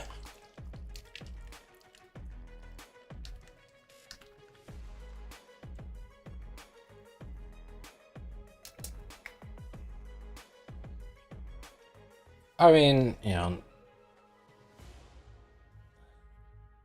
I understand like people like will get in their feelings about like different factions and whatnot, but at the end of the day, it's like however you want to create your space marines or paint your space marines, it's up to you. Like, if you want to have an all-female space marine chapter, I don't care. But, I understand that according to what is well known and well regarded as being the appropriate canon, that doesn't actually happen. They're made amazing.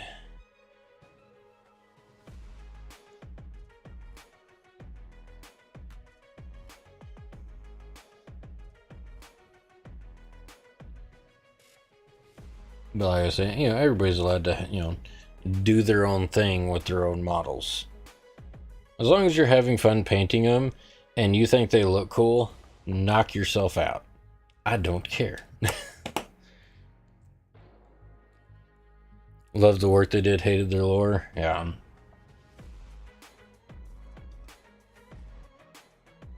Well, that's just how it works out sometimes.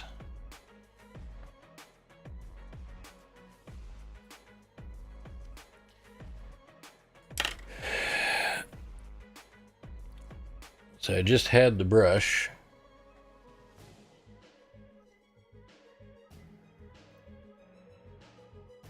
Oh, the talent might be there. It's just buried somewhere.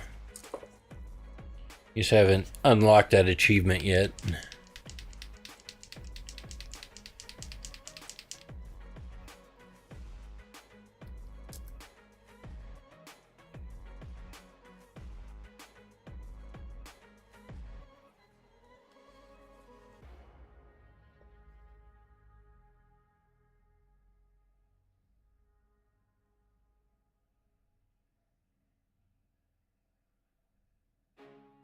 But yeah, that's one thing I'll never understand is people getting mad at each other for how they painted the minis that they paid for and took the time to paint. Like, if you want to do something completely goofy and ridiculous with your models, it does not affect me whatsoever. Have fun.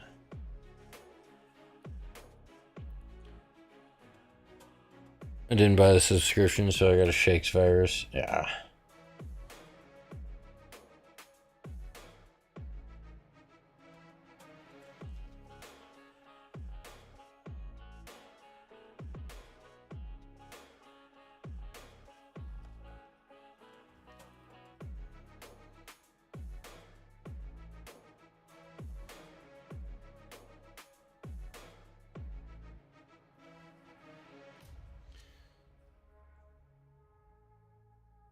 Sorry, they've got this emblem like so tucked in there. It's kind of hard to get to all of it, so gotta get it really close to the face to see what I'm doing.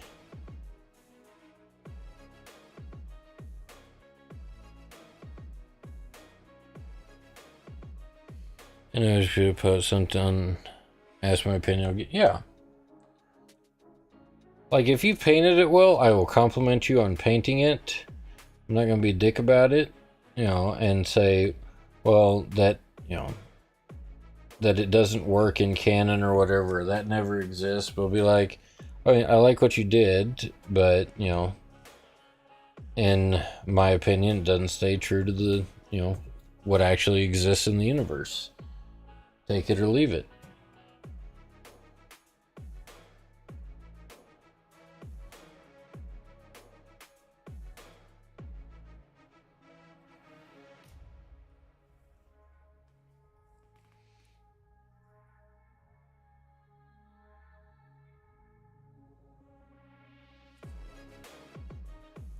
But at the same time, don't demand that I fawn over you for your decisions. I don't care. I have my own minis that I painted. And I hate to break it to you, I'm always going to like what I did on my minis more than what you did on yours. I guess I should say 9 out of 10 times.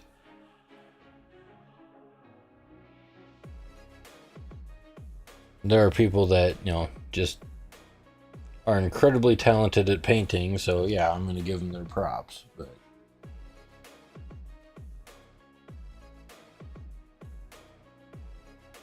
for the most part, I'm just going to stick to what I was able to do.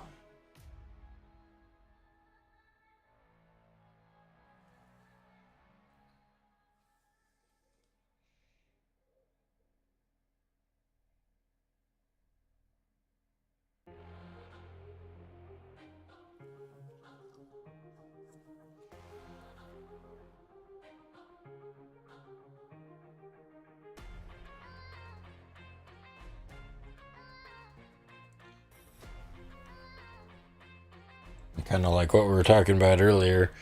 I get frustrated to no end when people are like, oh, you're playing Templars, or you're painting Templars, oh, you must be a horrible person. Like, no. I think they have cool looking models. That's why I picked them.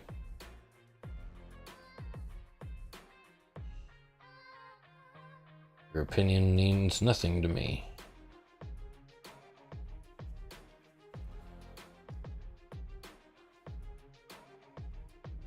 It's a game. Everybody's supposed to play it and have fun.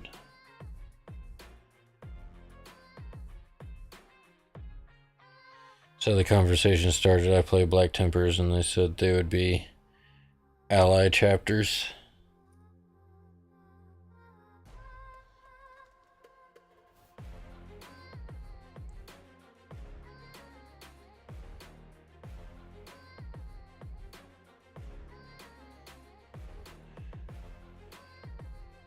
Oh no, I'm just a horrible person. Yeah.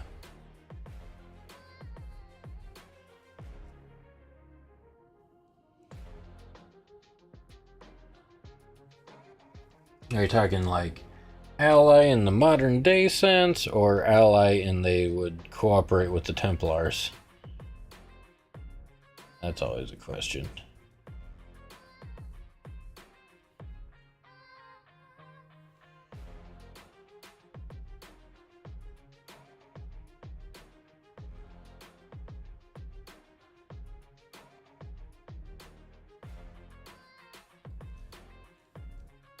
I guess that's one of my pet peeves. It's like, this is a fantasy universe, leave your modern day isms at the door.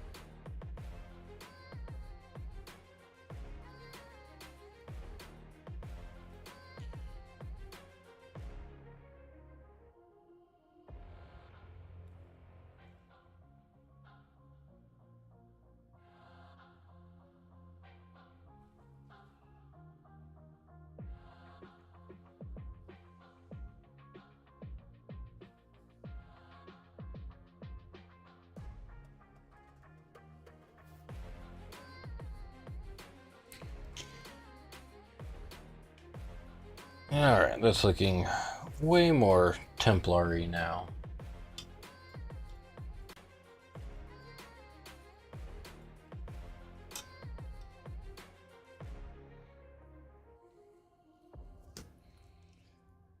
Okay, and what was I gonna do before? Ah, yes.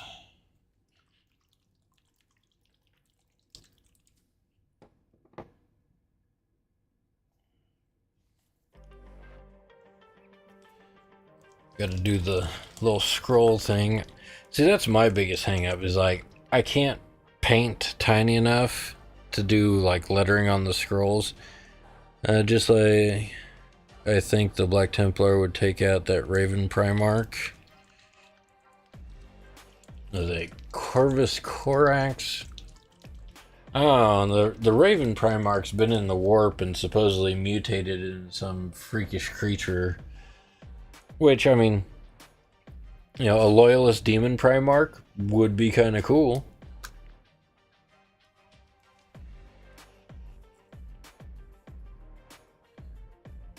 But upon seeing it, of course, the Black Templars would throw everything they had at it.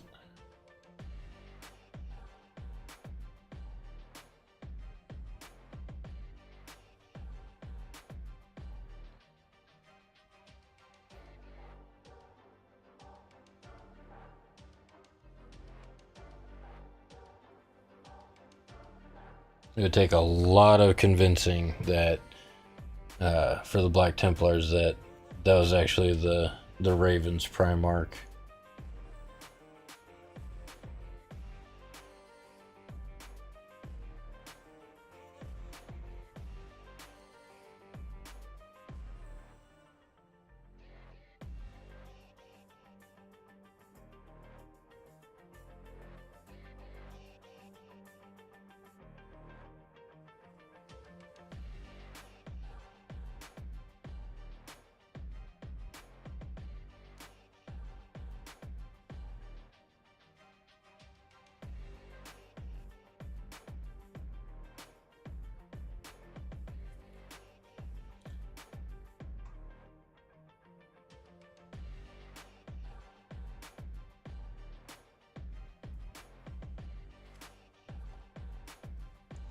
And I already tell this is going to be very frustrating. Being very careful with the Agrax Earthshade wash on this the scroll piece. I tell the Black Templar not to hate difference, like telling a flesh terror not to eat something. Exactly. Gear Guts Mech Shop. Good evening. The Templar painting is going well.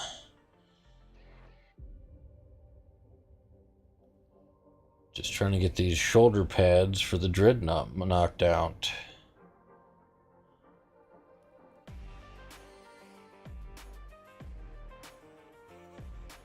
Which, I finally finished the arms for the Dreadnought, or almost finished the arms. Of course, I'm doing the shoulder pads right now. So it has been moved off of the desk so I don't accidentally drop something on it. It is a Brutalis Dreadnought, who is in many pieces on the other desk beside me, but I just finished the arms tonight. Or I'm trying to finish the arms tonight. But that's what the rest of him looks like. And I have to be very careful because I already snapped this Crusade seal off his back once.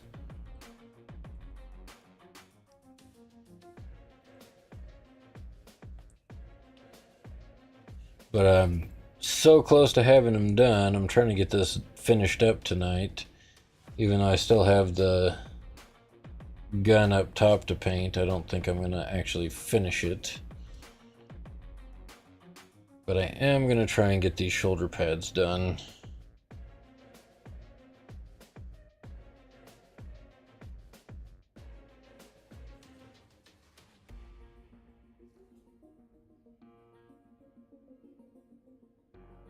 Now, if there's any confusion of me talking to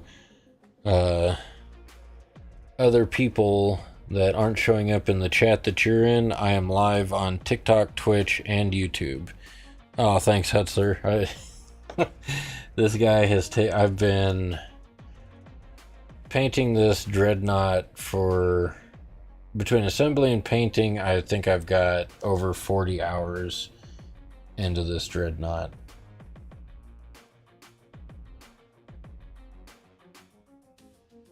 Gave myself a challenge 3D printing epoxy source Force Templar. Got 20 Contemptor proxies being printed, so that'll be hitting your paintings. Cool. Do you do that on live streams? Because I will definitely have to give you a follow and check that out when you are live if you do that. Nah, no streamer for you. I completely understand.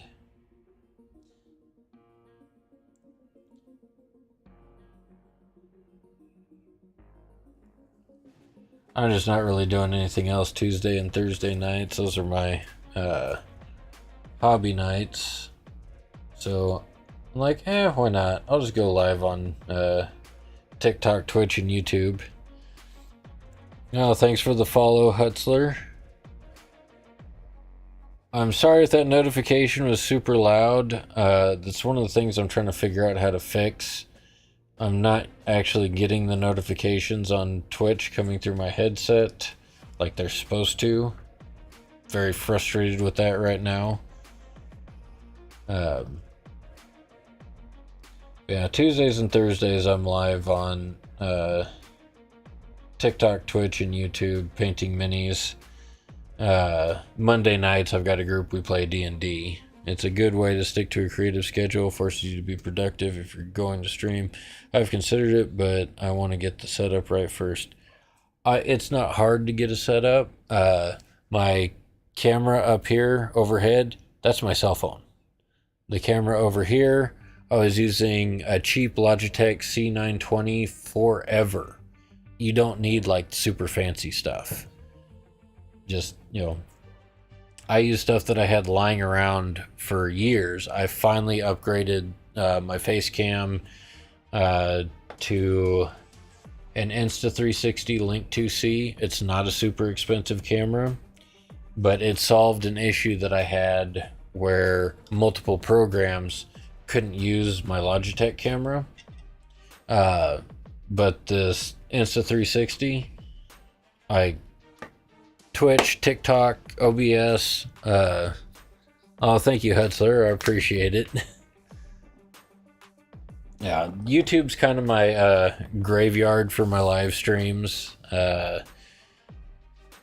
But Twitch and TikTok is usually where I get the most interaction while I'm live. So I just go ahead and hop on there. I appreciate all the follows on all the platforms.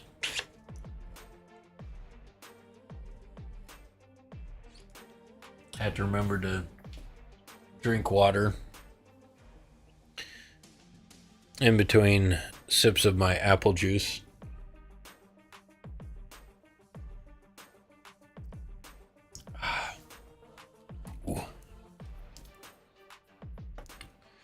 My high octane apple juice. Yeah. Can't say what it really is because different streaming services get upset about adult beverages.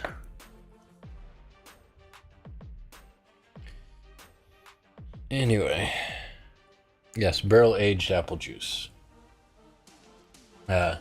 Also, super nerdy apple juice because it is Quest's End, which is Matthew Lillard's D&D themed beverage company. Very good stuff. I just remember anytime anyone says I must be a bad person because I play Black Tempers, I always remind them then Henry Cavill is a bad person too. I thought he played Custodes. I didn't know if he played Templars at all.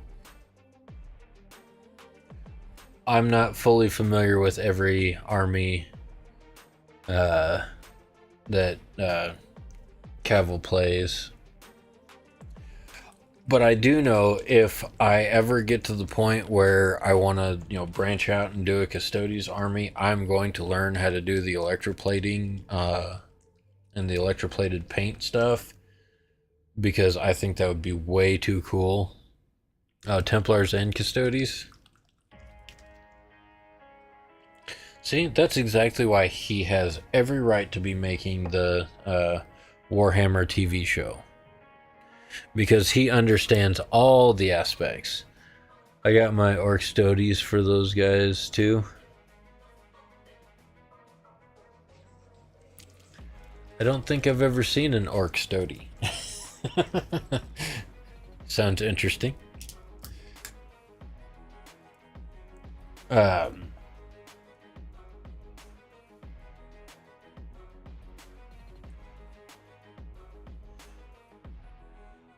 But yeah, if I ever do another Xenos army, I would love to do orcs. But oh my god, that is so many models.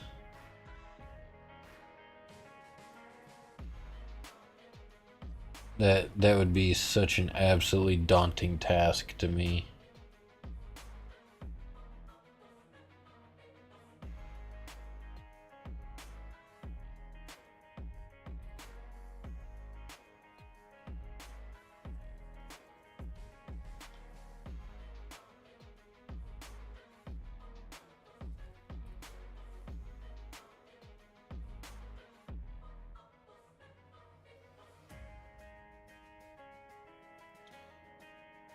Yep, busting out the old talent in a bottle with the Agrax Earthshade.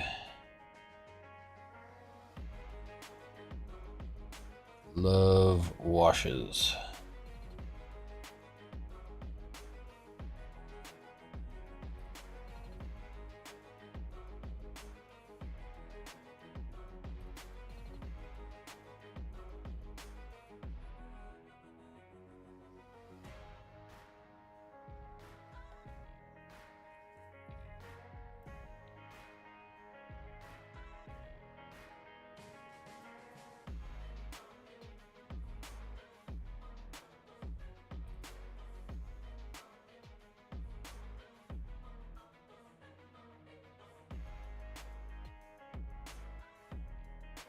Yeah, full control of the Amazon secret level episode as a test. I think, oh my god, it was amazing. Yes.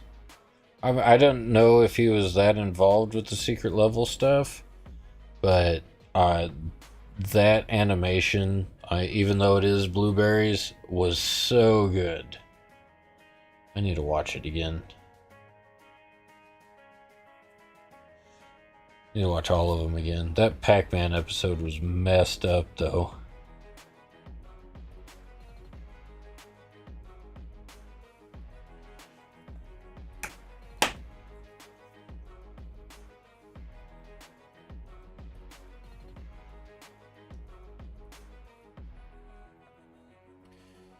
Never thought I'd like Ultramarines, but that proved me wrong.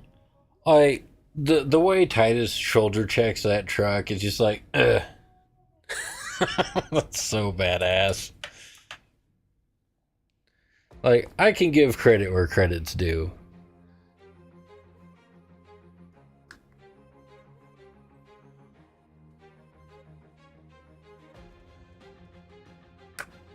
Yeah, I think I'll just do the edge highlights on that.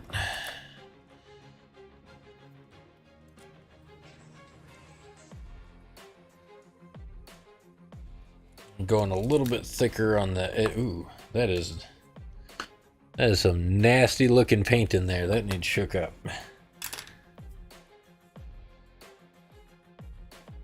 And if you're...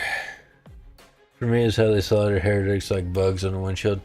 Oh, Gear Guts, I'm sorry. I've got a filter on my chat. If you try and do a message that's too long, it blocks it. So you have to break it up. I'm so worried about people like posting inappropriate things because I'm very small with my channel. Anyway, so if you just split that up and try and send it again, it should come through. Anyway, cheap way to mix up paints and you don't have that one of those like vortex things. Muscle gun. If you're wondering why I'm holding this thing, you just put your paint pot on the top of it. It's not nearly as loud as those vortex mixers, but shakes it a heck of a lot better than I can by hand, especially when my paint's that separated. Just hit it with the muscle gun for a couple of minutes, and your paint's really shook up.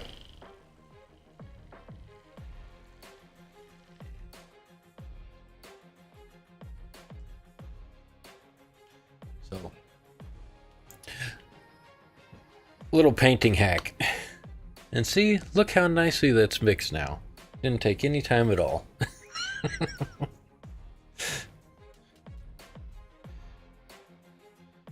See, when you're broke, you have to be creative.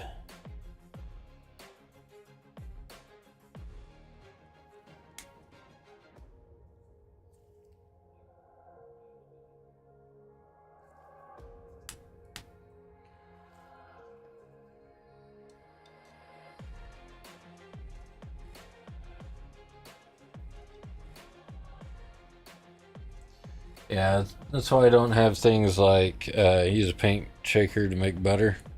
I mean, that works too. um,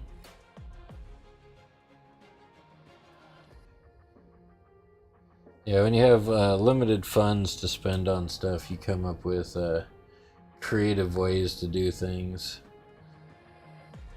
Like I've seen people, duct tape paint bottles onto a reciprocating saw or a sawzall, whatever you want to call it. That's always entertaining. I've seen people tape a mason jar to a sawzall and put heavy cream in there to make butter. That was funny.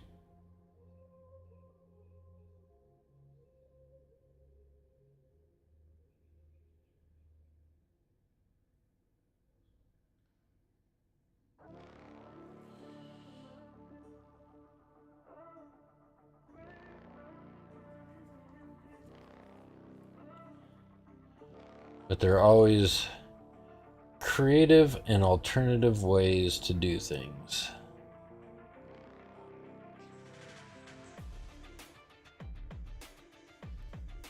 that will save money.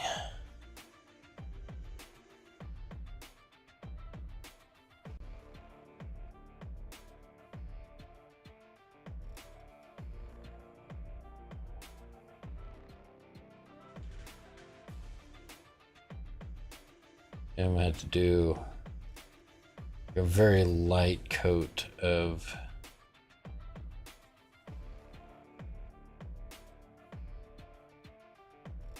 the base color on this banner. There's too much variation. I don't know. Yeah, there's too much variation on it. It's too dark.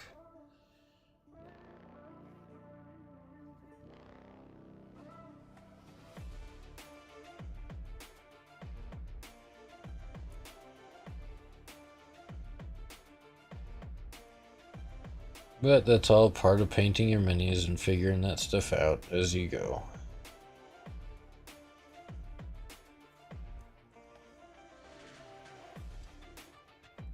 Let's see here.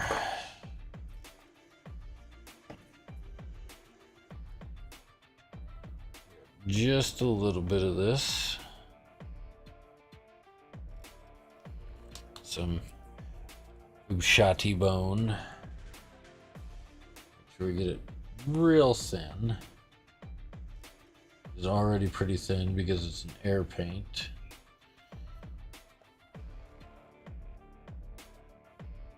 Just kind of drag that back across where we did the wash to lighten it up a little bit.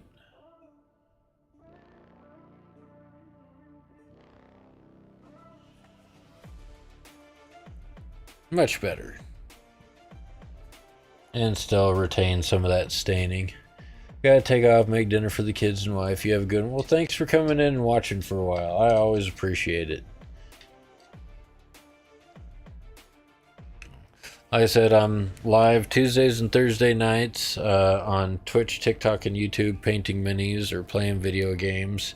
If you're interested, we're just a bunch of murder hobos, but Monday nights I do play D&D with a group of friends on Twitch and YouTube. But, you know, if you come back, you know, that's what we'll be doing, and those are the nights we'll be doing it on. But thanks for stopping in and chatting. Enjoy dinner with the Mrs. Insurance.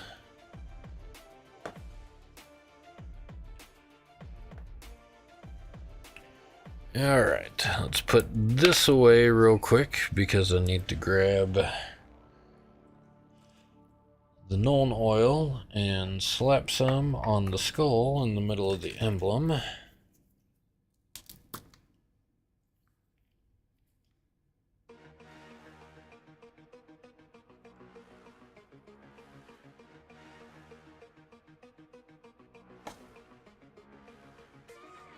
Especially making sure I get a good amount down in those eyes.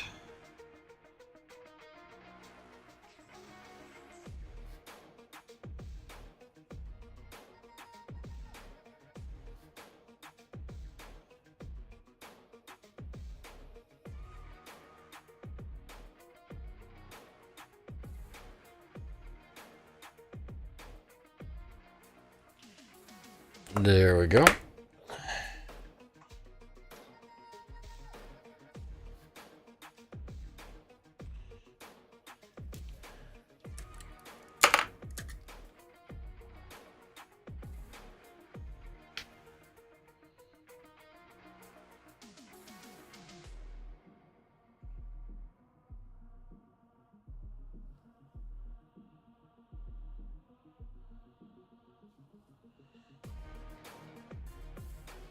We get our edges of our emblem real quick.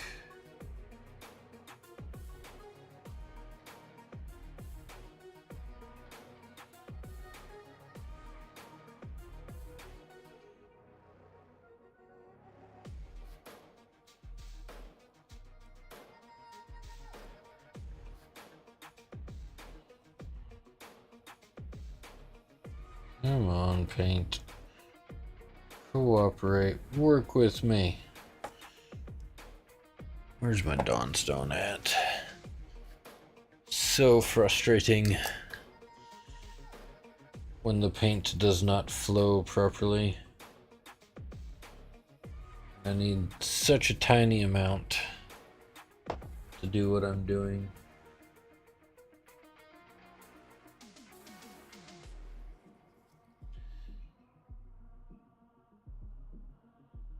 There we go. Fix that line.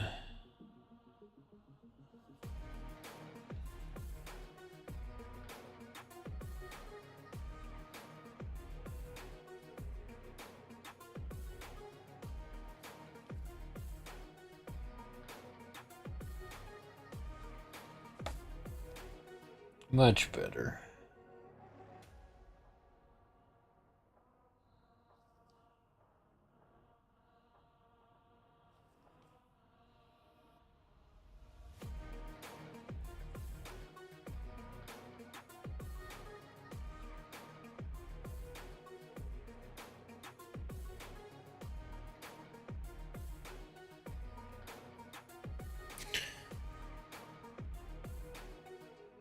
There we go.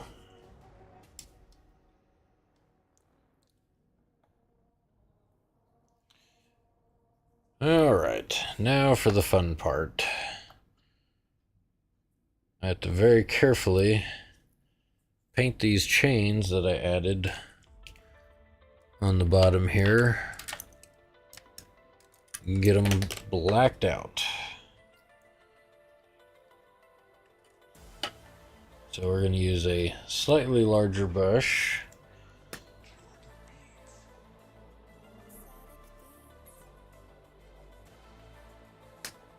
Just to try and get extra paint to squish through the links and get good coverage on them.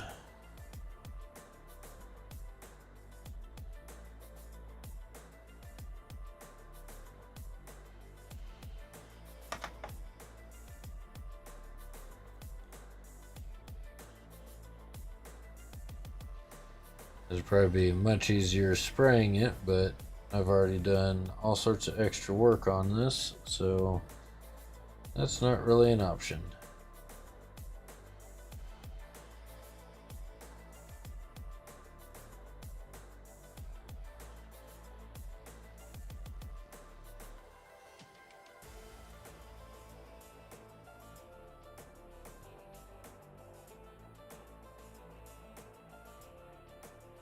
Probably should have started with doing this.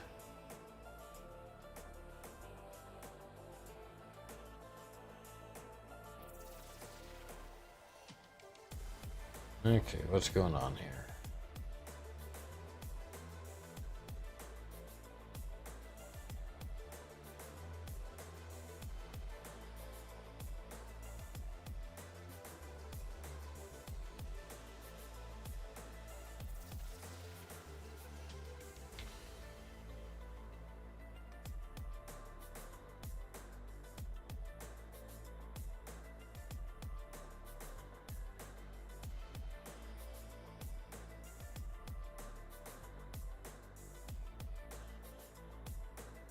Okay, apparently paint does not want to stick to these chains at all. That's annoying.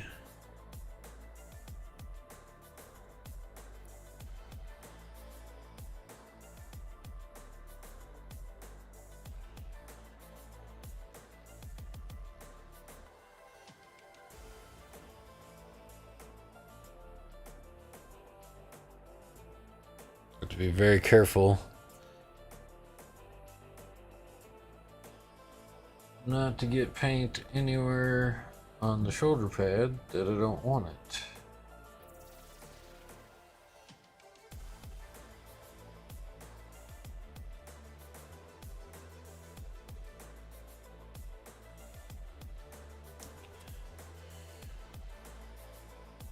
I think that's good enough.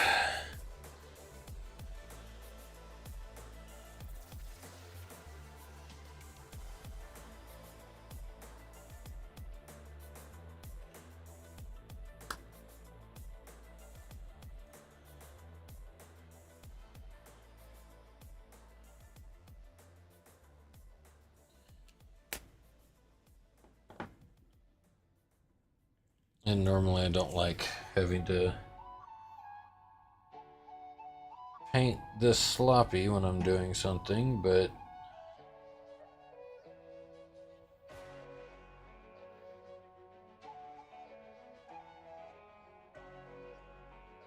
different projects or different tasks call for different methods.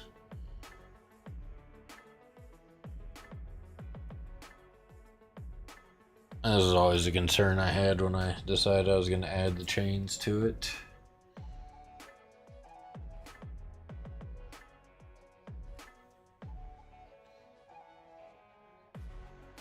But I know for the next time I try something like this, add the chains before priming the piece, not after it's halfway painted.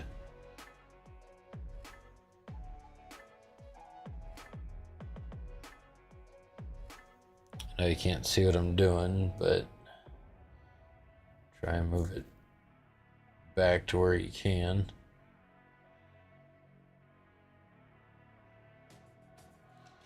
Anyway, we'll give those a minute to dry out. So they're one of those things that doesn't have to be perfect, and you know, if the looks like some of the paint is chipped off the chains and you can see the metal underneath, just adds a little bit of effect to it.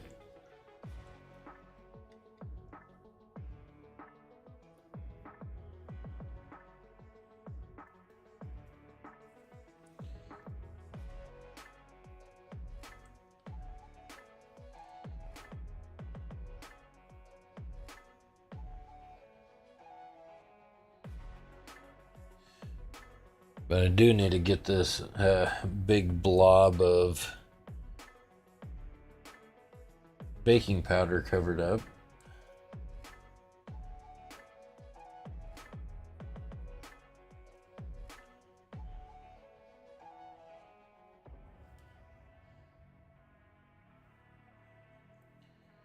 So I'm just using a larger brush here because I don't have to be as precise on the back side of the shoulder pad.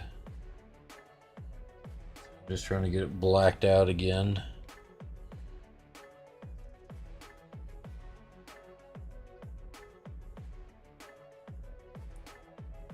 As it is a hidden piece of the Mini that no one will actually see when it's properly attached.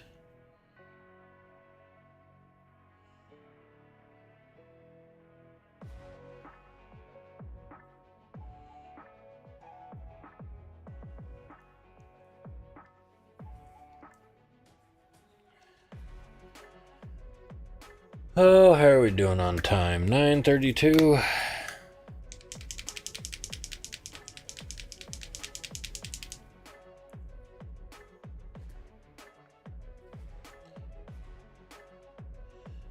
Sorry, we're kind of getting into the little boring extra bits where there's not a lot of cool happening.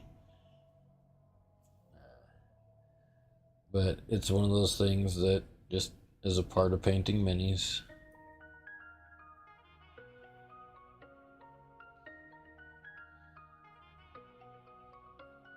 Like this little monotonous touch up stuff that has to be done. So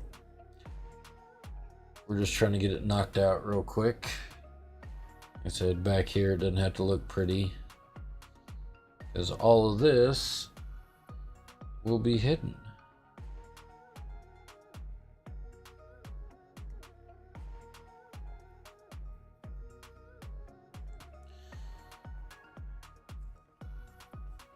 Okay. I know there's a little bit of Corax white that has to be touched up.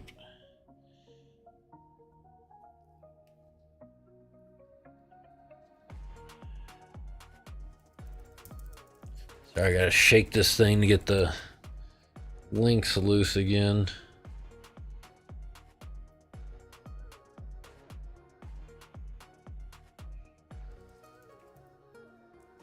I gotta put these little chains on there. It'll look alright with some of the original metal showing through, but I gotta get the links to break loose from each other again.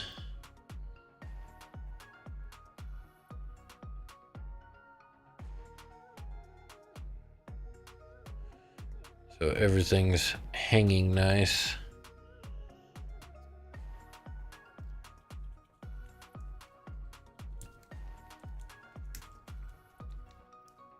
And we're gonna switch back to a smaller brush for the Corax white bits that we had to do.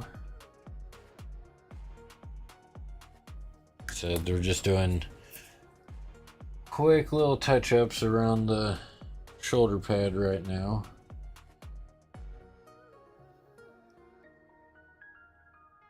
Just trying to get everything cleaned up.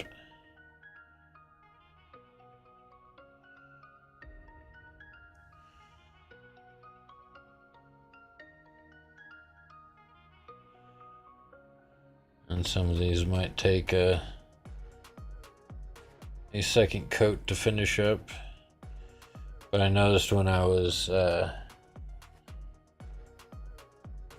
hitting these with the airbrush, like certain spots were a little thin on the paint, so I knew I was going to have to come in here with the brush, particularly on the edges, and fix that.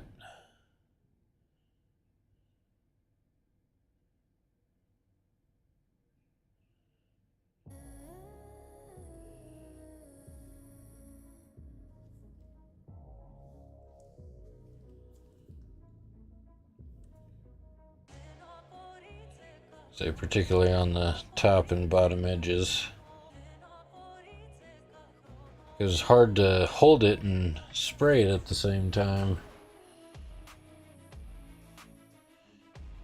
just due to the shape of the shoulder pad.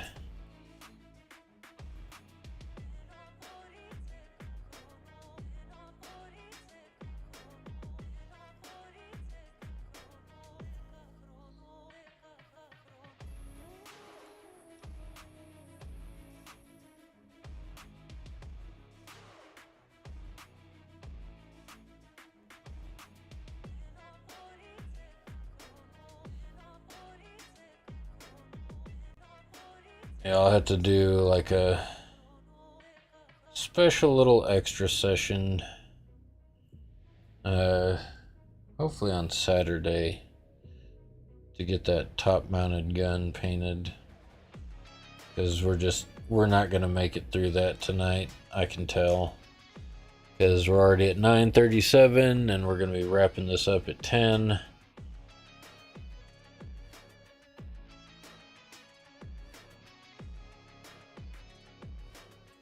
So definitely trying to get, this touched up a little bit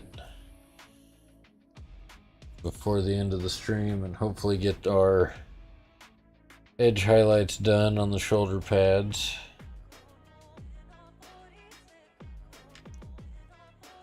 And maybe we can do a little more final assembly on this guy.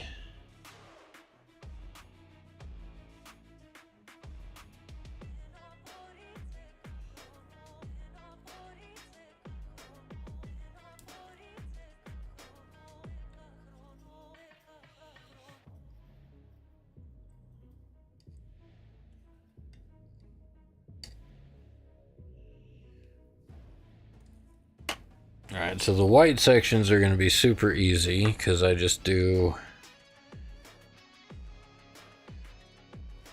a little dab of titanium white along the white edges.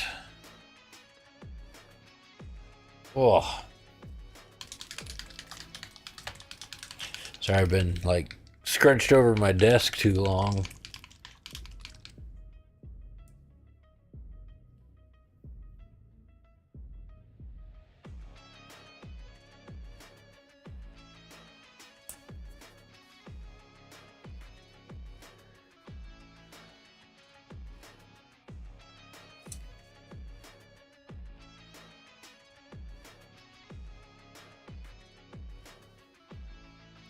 Yeah, the edge highlights with the titanium white just kind of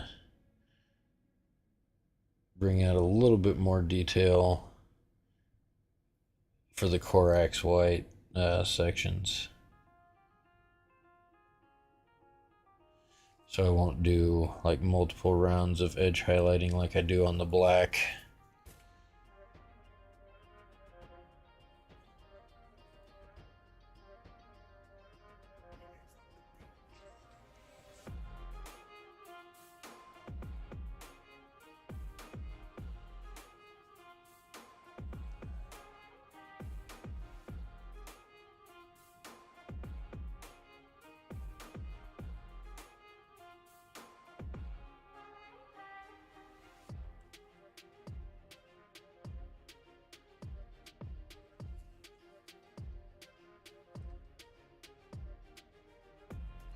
Trying to be very careful on this one.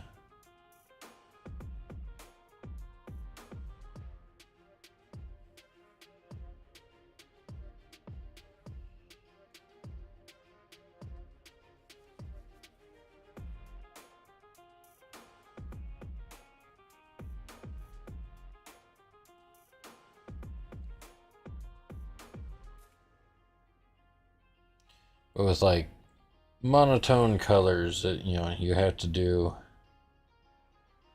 a little bit of something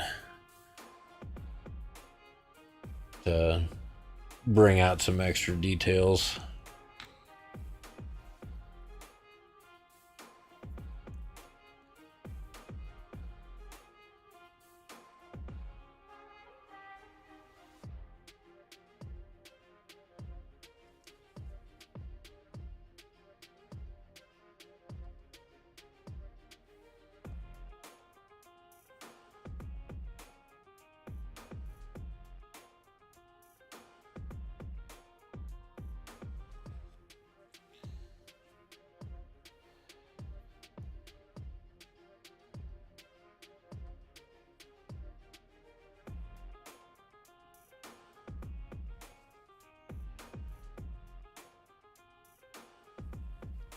But I do like doing like that bright, clean white right along the edges of the panels. I just think it makes it look nice.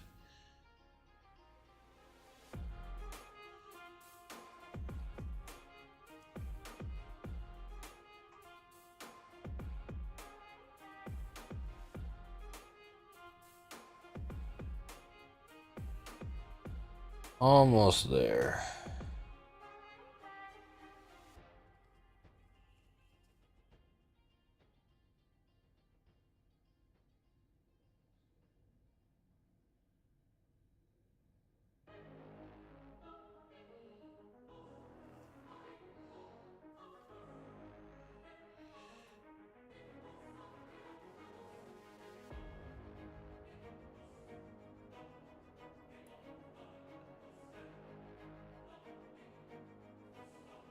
Might have to touch up that satch. Yeah, I'm gonna touch it up.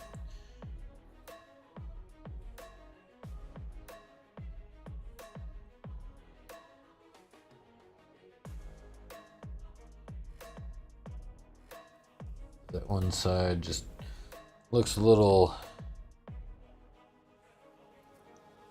messy. So we're gonna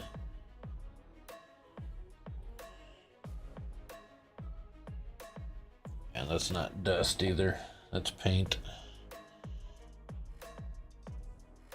I'm gonna slap that with some black real quick.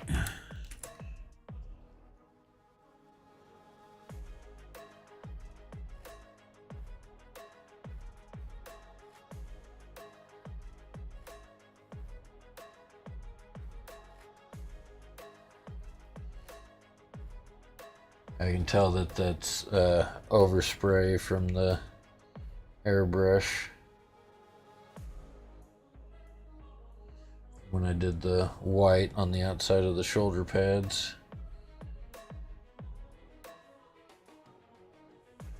But quick, easy fix.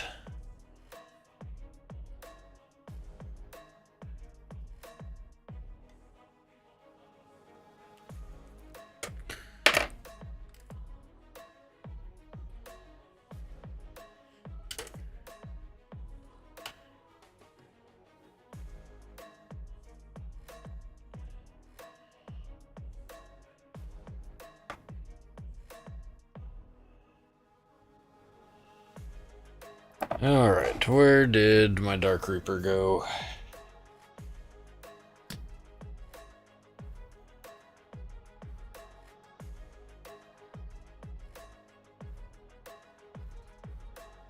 Almost there.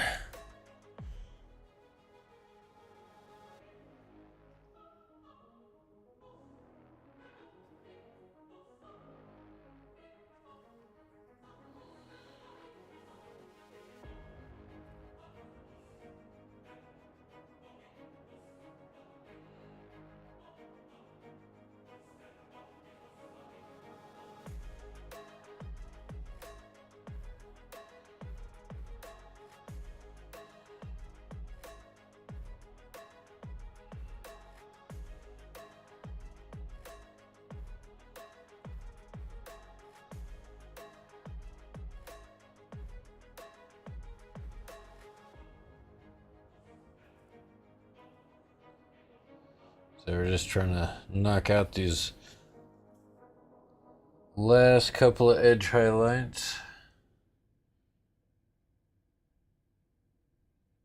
on the shoulder pads, just kind of speeding through them.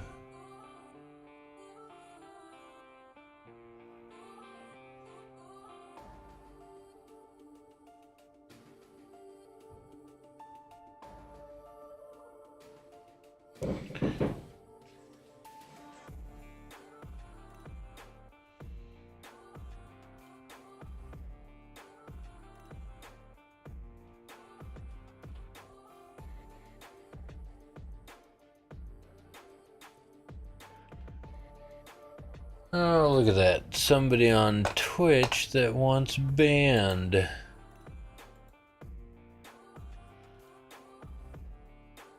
you're on Twitch, don't spam my channel with viewbots or viewbot websites.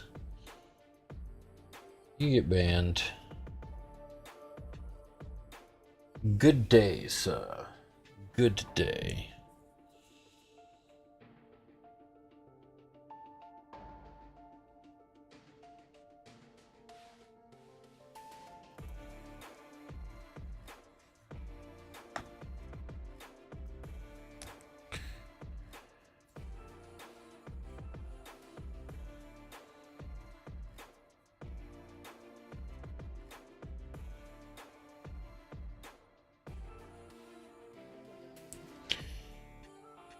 Oh, seriously? What did you do, computer?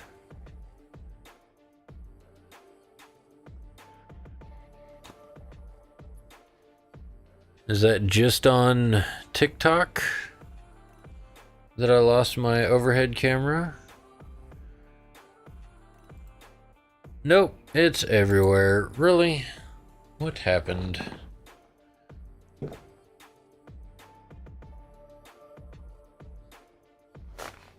Hold on, let me see if I can fix this. Really? Right at the end of my stream, you're gonna do some dumb stuff like this?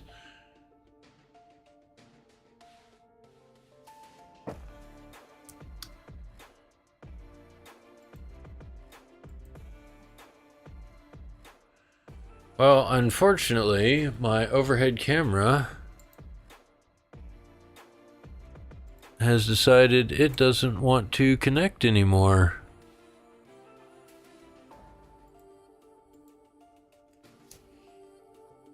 Give me a moment. I'll see if I can get this to reconnect real quick.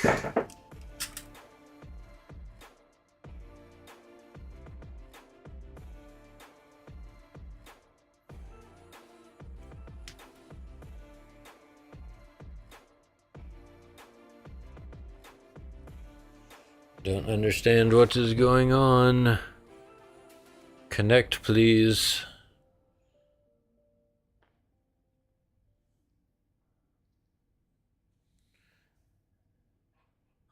Really?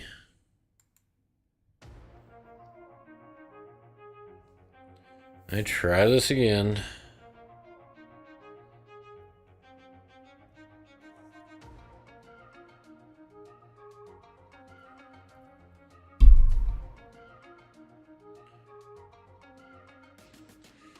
You gotta love technical difficulties.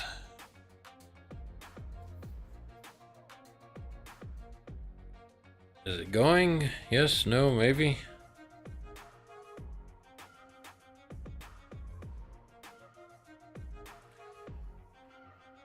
Let's try this. Completely shut off camo.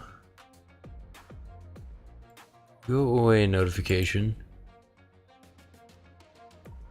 Oh, come.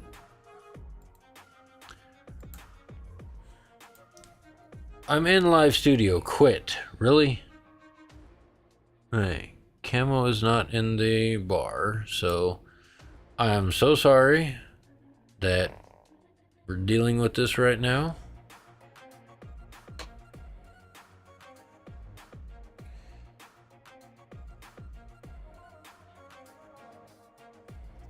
There we go. We have successfully navigated the connection issue. I don't know what caused it. But it looks like we're back. And we now return to our regularly scheduled program for the next 10 minutes. Anyway, I will quickly get this edge highlighting done.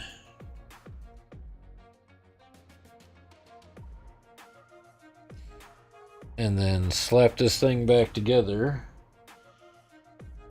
Of course, not with glue yet. But to give everybody a look at how it has come together to this point, with all of the pieces minus the gun that goes up top, fully painted.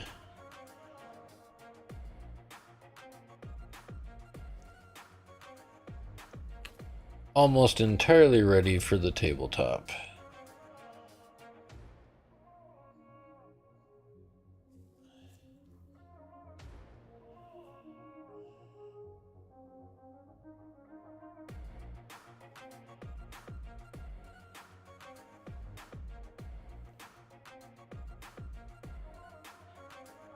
Stay on target. Stay on target.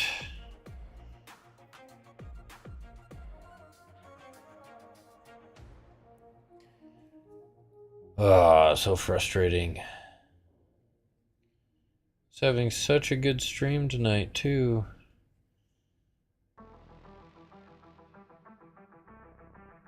That's just how the cookie crumbles. It'll be alright.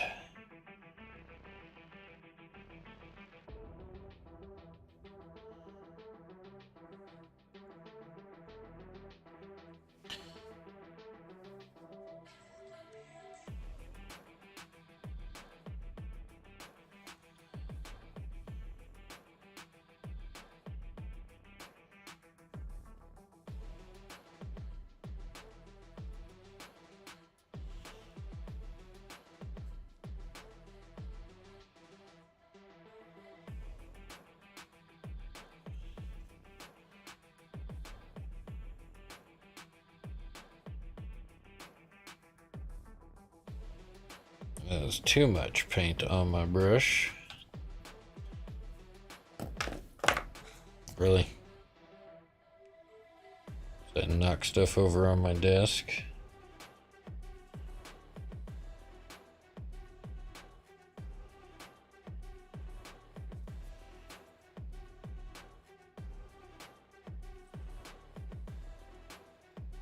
All right. Slap this edge real quick. Double check, make sure I got bottom edge on this one, which I did not.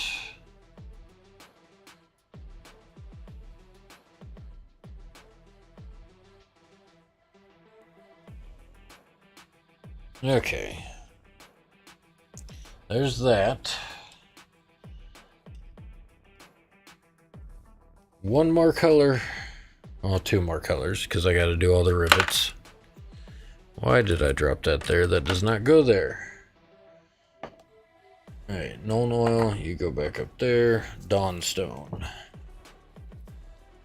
Paintbrush I need for this part.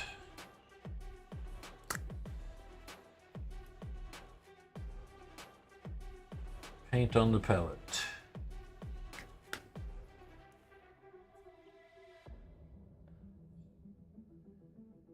Water in the brush to thin the paint.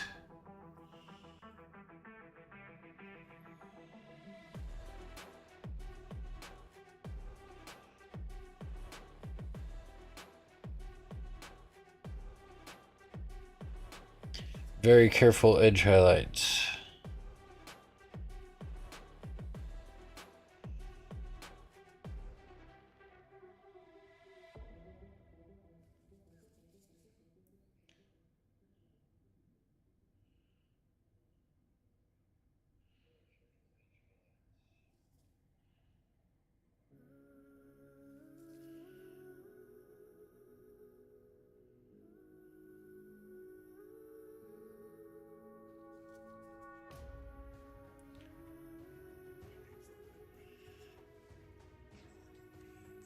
We're so close.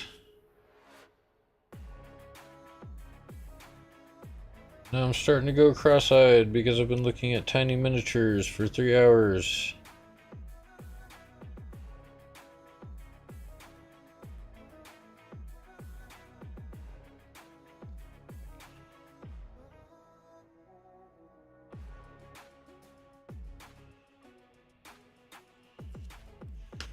One down, one to go. Almost there. Thank you for sticking with me.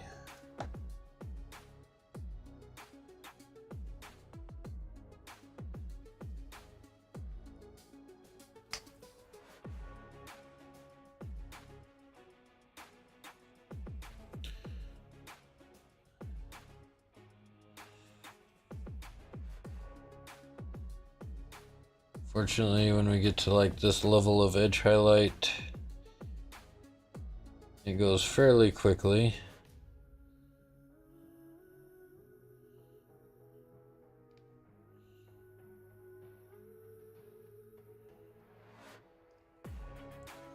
Yes, note to self, next time on the chains, attach the chains before priming. Get them primed. Use the airbrush to make sure that they're fully black, if you're in fact doing black chains.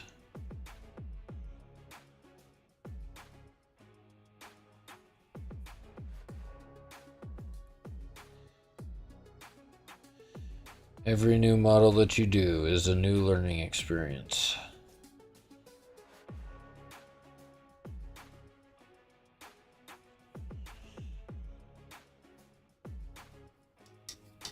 All right. Thank you, Horde. You don't have to lie to me to make me feel better. I am an average painter. I just really enjoy what I do. Thank you for the game controller. You don't have to send me gifts, but I appreciate it. Okay, are we ready? Are we ready to throw this thing together? Minus these two pieces. This is all that's left. That's all that's left to paint on this guy. So that will be next time. But until then, let's get a good look at this thing. Alright, so for dramatic effect, we have legs. She's got legs, and she knows how to use them. But I need to thin paint. I do thin my paint. Do I need to thin it more? Oh well, it is what it is. Ah, no, darn it. I forgot the rivets. Hold on. We'll do the assembly and reveal in a moment. Hold that thought. The only time I don't thin paint is when I'm doing rivets.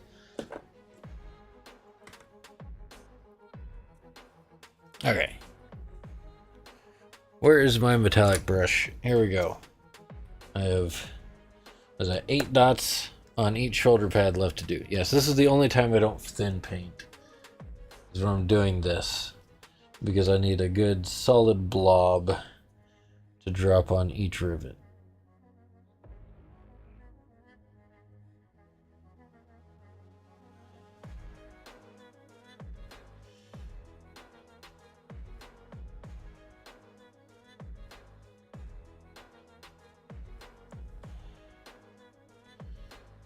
Okay, almost there. Bear with me.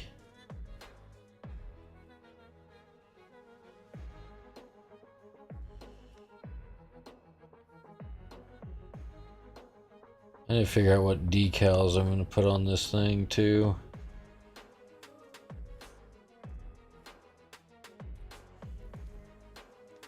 Okay, those are the rivets on that shoulder pad.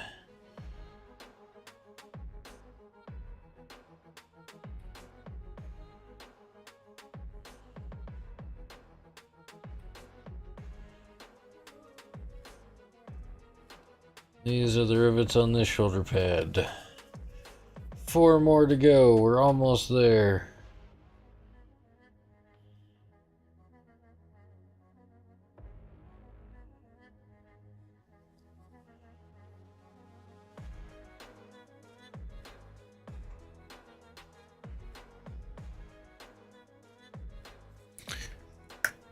Sorry you've had a few. It happens.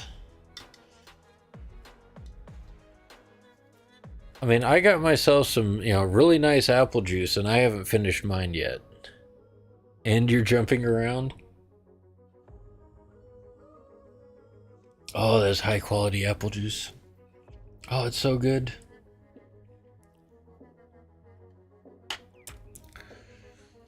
Okay. Back to what we were doing a couple minutes ago. Hey. Have lots of friends live tonight. I see those nights. So, here we go. We've got the legs. Very fancy. Everybody likes the legs. We have our sarcophagus section. Finely painted. Ready to drop on the legs. So there we go.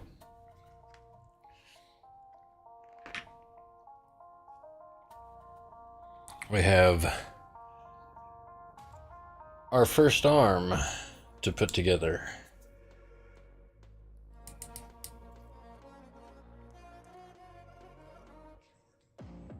Of course, I have to take the sarcophagus back off the legs.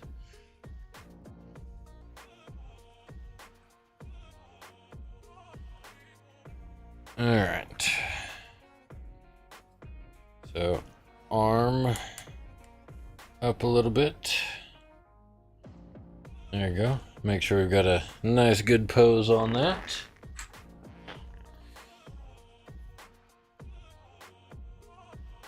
Slap together the other arm real quick. Don't be a pain. Just go together. Do what I need you to do.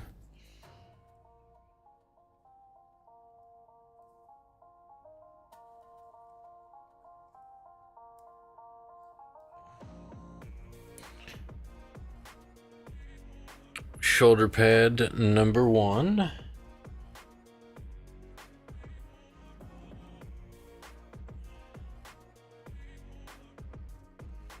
Shoulder pad number 2.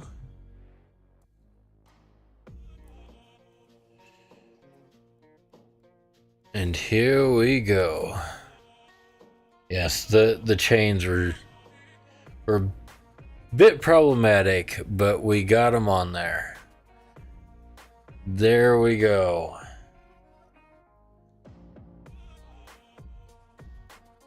Got our shoulder pads on. Hey, Nahalia, how are you doing? Glad to see you. Glad you could make it, even though I'm almost done for tonight. But there we go. We have completed Dreadnought arms.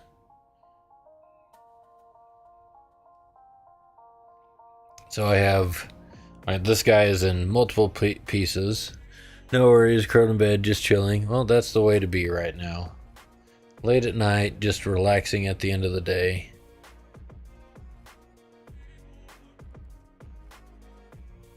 But there we are. We have an almost completely painted Dreadnought, and now I can start gluing him together for final assembly.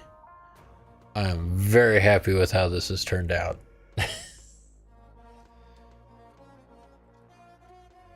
But there he is, our honored brother, ready for the crusade. Like I said, all I have left is these 2 small pieces that'll probably take me another 3 hours to paint. Because that's how I am. Nope, goes on like that.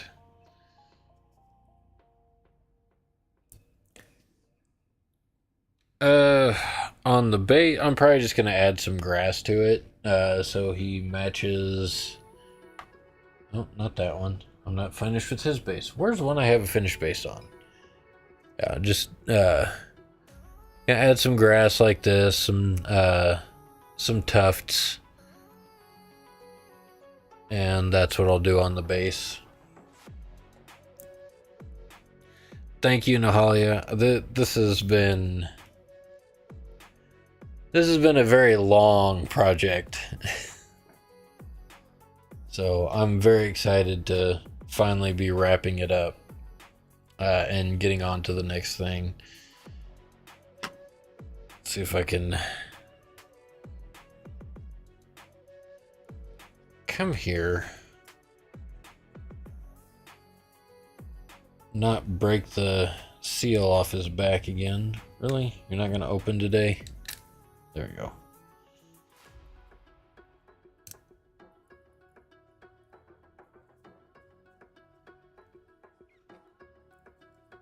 Alright, see, there we go. Now you can see inside all the fancy painted bits. There we go. Very, very nice. Oh, this has been such a fun project, but it has taken so long. I am so happy that he's almost done.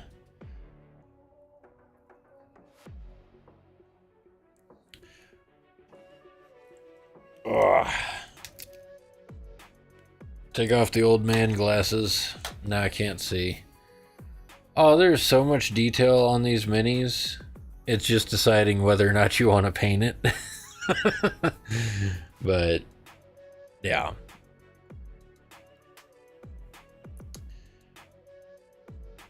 But it will be very nice to be able to, put him on the completed shelf. LASIK, don't even need the headgear. Well, I have, these are just reading glasses from Walmart. Like 3-power magnification glasses. Just so I can see the details a little bit better. I'm actually wearing contacts right now.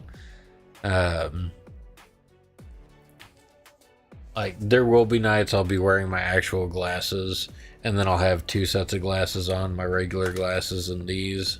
I think if I get new glasses, I'll end up just getting bifocals, so the magnification's already built into them. That way I don't have to go back and forth. But it is what it is. Yeah, I would like to get LASIK, but I'm always worried, like, because they say, like, when you get LASIK done, you start seeing halos around lights. I've heard it's gotten better, but, I don't know. But not having to keep track of glasses or change contacts is, you only saw halos for about the first month. Yeah. And I already have a hard enough time seeing in the dark, so that's the other drawback I've heard, is you'll have trouble seeing in the dark. And don't worry, this is high-powered apple juice.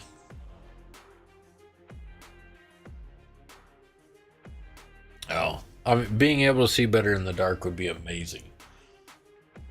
Like, especially when it rains out. I mean, when I leave to go to work, it is dark outside. In the winter, when I come home from work, it's dark outside. It's very obnoxious. But, not having to rely on glasses and being able to see in the dark would be very nice. But there he is, our almost completed honored brother for the crusade. I just need to figure out what decals I'm going to put on him. I know on this shoulder I'm going to put another one of the big crosses. I may do like one of the Armageddon crusade badges on there. I thought about adding more chains, but I think the chains that I got hanging off the shoulder pads are enough, along with all the crusade seals on them. Very happy with how this turned out. I have green eyes. I see gray and dark, and live in Canada. It's dark at 4 in winter. Yeah. Dang near blind. Cried 2 hours after surgery because I could read across the room. Yeah, that's kind of how I feel with my contacts. You know, not having to wear glasses, being able to wear normal sunglasses is super nice. Not having to spend exorbitant amounts of money on glasses that transition into sunglasses is also would be nice not to have to do. But that's just how it is. But I think that's where I'm going to have to wrap it up for the night. I already went a little bit long just to finish those shoulder pads up. But everything's painted. Super happy with it. So just to remind everybody what my regular schedule is, Tuesdays and Thursdays are when I'm at this desk painting minis. Monday nights I'll be at my other desk streaming Dungeons and Dragons. So Monday nights 7:30 to 10 p.m. we're doing D&D. We're a bunch of murder hobos. My paladin is currently lying on the ground with one death save remaining, or one failed death save remaining, and I might end up having to re-roll a character after next week. I guess we're off next week. Our DM is going out of town for a business trip, so we'll have to wait 2 weeks to see if my paladin survives this round of combat. Anyway, Tuesdays and Thursdays live on TikTok, Twitch, and YouTube. Same username on all platforms if you want to follow me over there. Once again, a reminder on my Twitch page, if you go to the About page, there is a tab that says Discord on it.